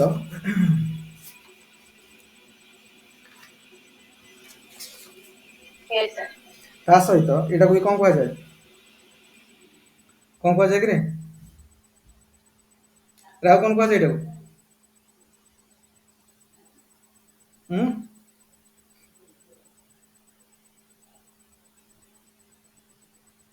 डिक्की बार्ड प्लान भी कह जाए कारण डिक्की बार्ड जो पार्लियामेंटेरियन थे ब्रिटेन रे ब्रिटेन पार्लियामेंट से भी यार ड्राफ्टिंग रे काफी एक्टिव भूमिका नहीं तेणु नाम से डिक्की बार्ड प्लान भी कह जाए आउ 1947 मसीहा जून 3 तारिख दिन जेहेतु होता तेणु जून 3 प्लान भी कह जाए आ माउंट बेटन समय जेहेतु होता 22 रही माउंट बेटन तेणु माउंट बेटन प्लान भी कह जाए तेणु या समय कह जाए तेणु कमिंग क्लास रे आम डिस्कसन करबा about government of India act 1947 सेटा भी न चलियो तो निजे पढ़देले भी हम से किसी ना से जो बना है से काम है बर्तमान तो डिसाइड हो गला जे भारत तापर 1935 मसीह कौन है तापर विभिन्न प्रकार डेवलपमेंट है मॉडर्न इंडिया पढ़ा तो लास्ट को मैंने डिसाइड कले क्लेमेंट अटलियास प्राइम मिनिस्टर बनी गले labour party लिबराल party labour party तो से कहले बर्तमान आम कौन करवा ना ब्रिटेन तो दुईटा पार्टी जान कंजरवेटिव पार्टी और लेबर पार्टी एवं जो आम भाइराल हो ऋषि सुनक को पार्टी ऋषि सुनक नारायण मूर्ति जोई को पार्टी से को पार्टी रे से तुम किसी न्यूज फ्यूज देखुन बोधे मुझे जानूँ किसी जानून कौन हो कौन ना अरे जब प्राइम मिनिस्टर कैंडिडेट जो बनी पारती सी ऋषि सुनक सन इन लॉ ऑफ नारायण मूर्ति से को पार्टी से ब्रिटेन रे कंजरवेटिव पार्टी छाड़ तेणु हेतु क्लेमेंट अटली प्राइम मिनिस्टर बनी गले तो डिसाइड कराला बर्तमान जो पावर ट्रांसफर हम केमी कौन ट्रांसफर हम कौन ना से कराला ତେଣୁ ବର୍ତ୍ତମାନ କଣ କରାହେଲା ଡିଭାଇଡ୍ କରାହବ ଇଣ୍ଡିଆକୁ ଡିଭାଇଡ୍ କରାହବ। ତ ଇଣ୍ଡିଆକୁ ଡିଭାଇଡ୍ କରାହବ ତେଣୁ ବର୍ତ୍ତମାନ କଣ କରାହବ ନା ଏଟା ସବୁ ପଢିବା ଆଗରେ ଯେ ବର୍ତ୍ତମାନ ସେଟା କହିଲେ ପଞ୍ଜାବ ଆଉ ପଞ୍ଜାବ ଏପଟେ ବେଙ୍ଗଲକୁ ଡିଭାଇଡ୍ କରିବା। ତେଣୁ ବେଙ୍ଗଲକୁ ଡିଭାଇଡ୍ କରାହେଲା ଆଉ ଆମ ପାଖରେ ଗୋଟେ ବାଉଣ୍ଡରୀ କମିଶନ ବସିଲା ଯାହା ନାଁ କରାହେଲା ଯାହା ନାଁ ହଉଛି ମାନେ କଣ ସାର୍ କଣ କିରେ ସାର୍ ସିରିଲ ରେଡକ୍ଲିଫ୍ ତାଙ୍କ ନାଁ ହେଲା ତାଙ୍କ ଅଧ୍ୟକ୍ଷତାରେ ଗୋଟେ ବାଉଣ୍ଡରୀ କମିଶନ ବସିଲା ଆଉ ସେମାନେ ଡିସାଇଡ୍ କଲେ ଯେ ପଞ୍ଜାବକୁ ଡିଭାଇଡ୍ କରିବା। ଇଷ୍ଟ ପଞ୍ଜାବଟା ଇଣ୍ଡିଆ ସେ ବର୍ତ୍ତମାନ ଆମର ଯୋଉ ପଞ୍ଜାବ ଅଛି ଇଷ୍ଟ ପଞ୍ଜାବ ଆମ ପଟ ସାଇଡ୍ଟା ଆଉ ୱେଷ୍ଟ ପଞ୍ଜାବଟା ବର୍ତ୍ତମାନ ପାକିସ୍ତାନ ସାଇଡ୍ରେ ଅଛି ହେଲା। ତାପରେ ଆମ ଯୋଉ ବେଙ୍ଗଲ ବର୍ତ୍ତମାନ ବେଙ୍ଗଲକୁ ଡିଭାଇଡ୍ କରାଯାଇଥିଲା ୱେଷ୍ଟ ବେଙ୍ଗଲ ଆଉ ଇଷ୍ଟ ବେଙ୍ଗଲଟା ହେଇଥିଲା ଇଷ୍ଟ ପାକିସ୍ତାନ ସେତେବେଳେ 1972 ମସିହାରେ ଏଇଟା ହେଇଗଲା ବାଂଲାଦେଶ ବୁଝୁଛ ନା ନାଇଁ। ତାପରେ ଆସାମର ଗୋଟେ ଜାଗା ଥିଲା ସିଲିଟି ଡିଷ୍ଟ୍ରିକ୍ଟ ସେଟା ଆସାମରେ ଥିଲେ ବି ସେଟା ଯେହେତୁ କାଫି ମୁସଲିମ ପପୁଲେଟେଡ୍ ଏରିଆ ଥିଲା ଆଉ ଭେରି ନିୟର ଟୁ ଇଷ୍ଟ ପାକିସ୍ତାନ ତେଣୁ ସେଠି ବି ଗୋଟେ ରେଫରେଣ୍ଡମ କରାହେଲା ଆଉ ସେଠିକାର କାଫି ଯେହେତୁ ମୁସଲିମ ଲୋକ ଥିଲେ ସେମାନେ ଚାହିଁଲେ ପାକିସ୍ତାନରେ ଜଏନ୍ କରିବୁ ତାଙ୍କ ଲୋକମାନେ। ରେଫରେଣ୍ଡମ ମାନେ ମୁଁ ବୁଝେଇଥିଲି ଆଗରୁ କହିଥିଲି ରେଫରେଣ୍ଡମ ମାନେ ଗୋଟେ ଟାଇପର ଭୋଟିଂ ଡାଇରେକ୍ଟ ଭୋଟିଂ ଯୋଉଠି କି ଲୋକମାନଙ୍କୁ ସୁଯୋଗ ଦିଆଯିବ କହିବା ପାଇଁ ଲୋକମାନେ ତ ତମେ ନା ପାକିସ୍ତାନରେ ଜଏନ୍ କରିବ ନା କଣ ନା ଇଣ୍ଡିଆ ୟୁନିୟନ କାରଣ ଦିଟା ୟୁନିୟନ କ୍ରିଏଟ୍ କରାହେଲା ଦିଟା କଣ୍ଟ୍ରି ଗୋଟେ ପାକିସ୍ତାନ ଆଉ ଗୋଟେ ଇଣ୍ଡିଆ ତେଣୁ ତାଙ୍କୁ ଦିଆହେଲା ତମେ ନା ଚାହିଁବ ଇଣ୍ଡିଆରେ ଜଏନ୍ କରିପାର ନହେଲେ ଚାହିଁବ ପାକିସ୍ତାନରେ ଜଏନ୍ କରିପାର। କିନ୍ତୁ ସେତେବେଳେ ମ୍ୟାକ୍ସିମମ୍ ଲୋକ ଯୋଉ ସିଲେଟି ଡିଷ୍ଟ୍ରିକ୍ଟର ଯେତେଟା ମୁସଲିମ ପପୁଲେଟେଡ୍ ଏରିଆ ଥିଲା ପ୍ରାୟ ଲୋକ ଯୋଉ ଭୋଟ ଦେଲେ ପାକିସ୍ତାନ ସପକ୍ଷରେ ଦେଲେ ତେଣୁ ପାକିସ୍ତାନରେ ମିଶିଗଲା। ସେଭଳିଆ ନର୍ଥ ୱେଷ୍ଟ ଫ୍ରଣ୍ଟିୟର ପ୍ରୋଭିନ୍ସରେ ବି ସେଠିର ତାଙ୍କ ଯୋଉ ଲିଡର ଥିଲେ ତାଙ୍କ ନାଁ ହଉଛି ଖାଁ ଅବଦୁଲ ଗଫର ଖାଁ ଯାହାକୁ ଫ୍ରଣ୍ଟିୟର ଗାନ୍ଧୀ ବି କୁହାଯାଏ। ତାଙ୍କୁ ବି ବିଭିନ୍ନ ଆମର ଦିଆହେଇଛି କଣ ମାନେ ଭାରତ ରତ୍ନ ବି ତାଙ୍କୁ ଦିଆହେଇଛି। ସେ କାଫି ଗାନ୍ଧିଆନ ପ୍ରିନ୍ସିପଲ ଉପରେ କାଫି ମାନୁଥିଲେ ସିଏ ଚାହୁଁଥିଲେ ଯେ ଆମେ ଇଣ୍ଡିଆ ରହିବା ପାଇଁ କିନ୍ତୁ ସେଇଟା ସେଠି ରହୁଛି ଆଉ ସେଠି କାଫି ଲୋକ ମୁସଲିମ ଥିଲେ ଆଉ ସେଠି ଯେତେବେଳେ ରେଫରେଣ୍ଡମ କରାହେଲା ରେଫରେଣ୍ଡମରେ ତାଙ୍କ ଯୋଉ ମୁସଲିମ ଲୋକମାନେ ଥିଲେ ଯୋଉ ପପୁଲେସନ ଥିଲା ସେମାନେ ଚାହିଁଲେ ଯେ ଆମେ କାହା ସହିତ ରହିବୁ ପାକିସ୍ତାନ ସହିତ ରହିବୁ କିନ୍ତୁ କୁହାଯାଏ ଯେ ଯୋଉ ଫ୍ରଣ୍ଟିୟର ଗାନ୍ଧୀ ଥିଲେ ଯେ ଖାନ୍ ଅବଦୁଲ ଗଫର ଖାନ୍ ତାଙ୍କ ନାଁ ଆଉ ସିଏ ଯୋଉ ଅର୍ଗାନାଇଜେସନ କରିଥିଲେ ତା ନାଁ ହଉଛି କଣ ନା ଖୁଦାଇ ଖିଦମତ ଗାର ବା ସେମାନେ ସବୁ ରେଡ କଲର ସାର୍ଟ ପିନ୍ଧୁଥିଲେ ସବୁ ରେଡ କଲର କୁର୍ତ୍ତା ପିନ୍ଧୁଥିଲେ ସାର୍ଟ ପିନ୍ଧୁଥିଲେ ତେଣୁ ରେଡ ସାର୍ଟ କୁହାଯାଏ ତାଙ୍କ ଅର୍ଗାନାଇଜେସନକୁ ରେଡ ସାର୍ଟ ବି କୁହାଯାଏ ଖୁଦାଇ ଖିଦମତ ଗାର ବି କୁହାଯାଏ। ଆଉ ସେମାନଙ୍କ ଯୋଉ ମୁସଲିମ ତାଙ୍କର ଯୋଉ ସମର୍ଥକ ମୁସଲିମ ମାନେ ଥିଲେ ସେ କେହି ଭୋଟରେ ପାର୍ଟିସିପେଟ କଲେନି କୁହନି ବହୁତ କମ ପରସେଣ୍ଟର ମୁସଲିମ ପାର୍ଟିସିପେଟ କରିଥିଲେ ରେଫରେଣ୍ଡମରେ ଆଉ ସେମାନେ ଯଦି ସମସ୍ତେ ପାର୍ଟିସିପେଟ କରିଥାନ୍ତେ ହୁଏତ ସେଟା ଇଣ୍ଡିଆରେ ମିଶି ଯାଇଥାନ୍ତା ସେମାନେ ଚାହିଁଥାନ୍ତେ ଇଣ୍ଡିଆ କିନ୍ତୁ ସେମାନେ ପାର୍ଟିସିପେଟ ହିଁ କଲେନି। ଆଉ ଯେହେତୁ ପାର୍ଟିସିପେଟ କଲେନି ବହୁତ କମ ସଂଖ୍ୟକ ମୁସଲିମ ଲୋକ ଯୋଉ ଜିନାଙ୍କର ସମର୍ଥକ ଯୋଉମାନେ ସେମାନେ ଭୋଟ ଦେଲେ ଆଉ ସେମାନଙ୍କର ମିଶିଗଲା ସେଟା ପାକିସ୍ତାନରେ ନର୍ଥ ୱେଷ୍ଟ ଫ୍ରଣ୍ଟିୟର ପ୍ରୋଭିନ୍ସ ପାକିସ୍ତାନର ଅଙ୍ଗ ବନିଗଲା। ତା ସହିତ ତ ପ୍ରାୟ 560ରୁ ଅଧିକ ତଦ୍ରୁଧ କଣ ସବୁ ପ୍ରିନ୍ସଲି ଷ୍ଟେଟ୍ ଥିଲା ସମସ୍ତଙ୍କୁ ମିଶେଇ ଦେଲେ ଯୋଉ ତିନି ଜଣ ବହୁତ ଟେନସନ ଦଉଥିଲେ ଗୋଟେ ହେଲା ଜୁନାଗଡ଼ ଗୋଟେ ଜାମ୍ମୁ ଆଣ୍ଡ କାଶ୍ମୀର ହାଇଦ୍ରାବାଦ ତ ଅପରେସନ ପୋଲୋ ମାଧ୍ୟମରେ ବଲ୍ଲଭ ଭାଇ ପଟେଲ ତାଙ୍କୁ ଜବରଦସ୍ତି ମିଶେଇଲେ ଇଣ୍ଡିଆ ସହିତ ତା ସହିତ ଜୁନାଗଡ଼ରେ ବି ରେଫରେଣ୍ଡମ ହେଲା କାରଣ ଜୁନାଗଡ଼ର ଯିଏ ରାଜା ଥିଲେ ସିଏ ଥିଲେ ମୁସଲିମ ସେ ଚାହୁଁଥିଲେ ମୁଁ ପାକିସ୍ତାନ ସହିତ ମିଶିବି କିନ୍ତୁ ତାଙ୍କର ଯୋଉ ପପୁଲେସନ ଥିଲା ଜୁନାଗଡ଼ରେ 80% ଲୋକ ହିନ୍ଦୁ ଥିଲେ ସେମାନେ ଚାହୁଁଥିଲେ ଇଣ୍ଡିଆରେ ମିଶିବା ପାଇଁ ତେଣୁ ସେଥିପାଇଁ ରେଫରେଣ୍ଡମ ହେଲା ଜୁନାଗଡ଼ରେ ସେମାନେ ଇଣ୍ଡିଆ ଫରରେ ଆସିଲା ତେଣୁ ଜୁନାଗଡ଼ ମିଶିଗଲା ବର୍ତ୍ତମାନ ସୌରାଷ୍ଟ୍ର ଏରିଆରେ ଅଛି ଜୁନାଗଡ଼ ମାନେ ପଞ୍ଜାବରେ ଗୁଜରାଟରେ ପଡୁଛି ବର୍ତ୍ତମାନ ସେଟା ଇଣ୍ଡିଆରେ ମିଶିଗଲା। କିନ୍ତୁ ସବୁଠୁ ପ୍ରୋବ୍ଲେମ କଲା ଜାମ୍ମୁ ଆଣ୍ଡ କାଶ୍ମୀର ଜାମ୍ମୁ କାଶ୍ମୀରରେ କଣ ହେଲା ନା ଜାମ୍ମୁ ଆଣ୍ଡ କାଶ୍ମୀର ଗୋଟେ ଥିଲା କଣ ମୁସଲିମ ପପୁଲେଟେଡ୍ ଏରିଆ କିନ୍ତୁ ସେଠିକା ରାଜା ହରି ସିଂ ଥିଲେ ହିନ୍ଦୁ ତେଣୁ ହିନ୍ଦୁ ହରି ସିଂ କହୁଥିଲେ ନା ମୁଁ ଇଣ୍ଡିଆରେ ମିଶିବି ନା ପାକିସ୍ତାନ ମୁଁ ଅଲଗା ରହିବି ଏଠି ଯେମିତି ନିଜାମ ଥିଲେ କିଏ ସେ କିଏ ହାଇଦ୍ରାବାଦର ନିଜାମ ଯେମିତି ଚାହୁଁଥିଲେ ଯେ ମୁଁ ନା ପାକିସ୍ତାନରେ ମିଶିବି ନା ଇଣ୍ଡିଆରେ ମିଶିବି ଇଣ୍ଡିପେଣ୍ଡେଣ୍ଟ କଣ୍ଟ୍ରି କରିବି ବୋଲି ସେ ଭାବୁଥିଲେ ତ ତାଙ୍କର ସ୍ୱପ୍ନ ହେଲାନି ତାଙ୍କୁ ବଲ୍ଲଭ ଭାଇ ପଟେଲଙ୍କ ସହ ତାଙ୍କୁ ମିଶେଇ ଦିଆଗଲା ଜବରଦସ୍ତି।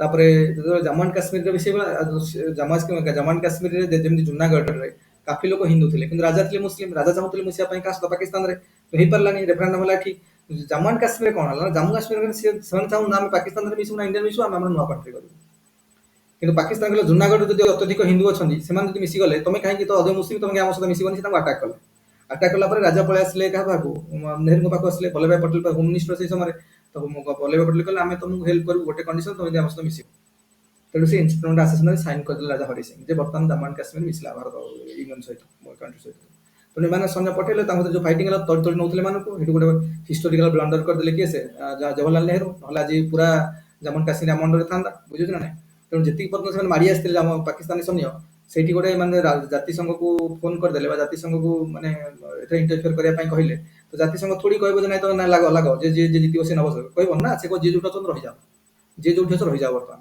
ଡିସ୍କସନ କରିବା ତେଣୁ ସେଇ ଲାଇନଟା ବର୍ତ୍ତମାନ ଲାଇନ ଅଫ୍ ଫେଲୋସି ଟଣା ହେଇଛି ତ ଯୋଉ ପଟେ ଯେତିକି ବର୍ତ୍ତମାନ ତାଙ୍କ ପଟେ ଅଛି ସେଇଟା ପାକିସ୍ତାନର ଆଉ ଯୋଉ ପଟେ ଆମ ପଟେ ଯେତିକି ସେଇଟା ଆମର ବର୍ତ୍ତମାନ ଜାମ୍ମୁ ଆଣ୍ଡ କାଶ୍ମୀର ତେଣୁ ସେଇଠି ଗୋଟେ ରହିଯାଇଛି ମାନେ ସେଟା ଆଜି ପର୍ଯ୍ୟନ୍ତ ସଲ୍ଭ ହେଇପାରୁନି ପାକିସ୍ତାନ ବାଲା କହୁଛନ୍ତି ପୁରା ଜାମ୍ମୁ କାଶ୍ମୀର ଆମର ଆମେ କହୁଛେ ଜାମ୍ମୁ କାଶ୍ମୀର ପୁରା ଜାମ୍ମୁ କାଶ୍ମୀର ଆମର ବୁଝୁଛ ନା ତାଙ୍କର ନା ଆମର ଏଇଭଳିଆ ବାଡିଆ ପିଟା ଚାଲିଛି ତ ଏଇଟା ଆଜି ପର୍ଯ୍ୟନ୍ତ ବି ସଲ୍ଭ ହେଇପାରୁନି ବୁଝୁଛ ନା ସେଇ ସମୟରେ ଟିକେ ନେହେରୁ ଚୁପ୍ ପଶି ଯାଇଥାନ୍ତେ ପୁରା ଟୋଟାଲଟା ଆମର ହେଇଯାଇଥିଲା ବର୍ତ୍ତମାନ ହିଷ୍ଟୋରିକାଲ ବ୍ଲଣ୍ଡର ଜବାହରଲାଲ ନେହେରୁଙ୍କର କ'ଣ କରିବା ବଡ଼ ବଡ଼ ଲୋକଙ୍କର ବି ବେଳେବେଳେ ଭୁଲ ହେଇଯାଏ।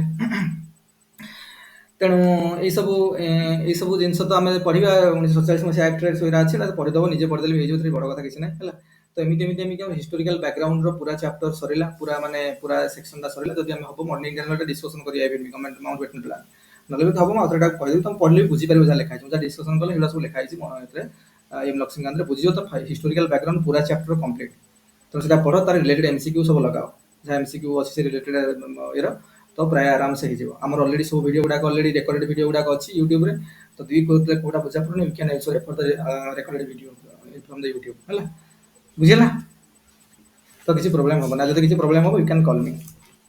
ମତେ ଲାଗୁନି ଆଉ କିଛି ଯୋଉ ଆକ୍ଟ ସବୁ ଆମେ 1773 ମସିହା ଆକ୍ଟ, ତାପରେ ପଡ଼ିଲେ settlement act 1782, 1784 beats India act, ତାପରେ ଆମର ହେଲା କ'ଣ ମାନେ ଚାର୍ଟର ଆକ୍ଟ 1813, ଚାର୍ଟର ଆକ୍ଟ 1833, ଚାର୍ଟର ଆକ୍ଟ 1853, ତାପରେ ଆମେ ପଢ଼ିଲେ ଗଭର୍ଣ୍ଣମେଣ୍ଟ ଅଫ ଇଣ୍ଡିଆ ଆକ୍ଟ 1858, ତାପରେ Indian council act 1861, Indian council act 1892, Indian council act 1909, ତାପରେ government of India act 1919, government of India act 1935 ସରିଲା। ତାପରେ ଇଣ୍ଡିଆନ୍ ଇଣ୍ଡିପେଣ୍ଡେନ୍ସ ଆକ୍ଟ 1947, ଯୋଉଟାକୁ ମାଉଣ୍ଟ ବେଟନ ପ୍ଲାନ୍ ବି କୁହାଯାଏ, ଡିକିବାଡ଼ ପ୍ଲାନ୍ ବି କୁହାଯାଏ, ଜୋନ୍ ଥାର୍ଡ ପ୍ଲାନ୍ ବି କୁହାଯାଏ। ତା ଭିତରେ ହବ ଆଉ ଏବେ ଡିସ୍କସନ ଆମେ କରିଦେବା, ମର୍ଣ୍ଣିଂ ଇଣ୍ଡିଆ ବି ଡିସ୍କସନ କରିବା, ନହେଲେ ହବ ଡିସ୍କସନ କରିଦେବା, ଟିକେ ଡିସ୍କସନ କରିଦେବା। ଓଭରାଲ ଜିନିଷଟା ମୁଁ କହିଦେଲି, ପିକ୍ଚରଟା କ'ଣ କ'ଣ ହେଇଥିଲା। You can read from the book and can understand it also ହେଲା। So now you go and read the chapter thoroughly and do the MCQs. I think most of the MCQ will be solved now ହେଲା। So ଏତିକି and ଲାଗିଛି, ପଚାରିବାର ଅଛି କୁହ। Class and ହବ, next class start ହବ ବର୍ତ୍ତମାନ।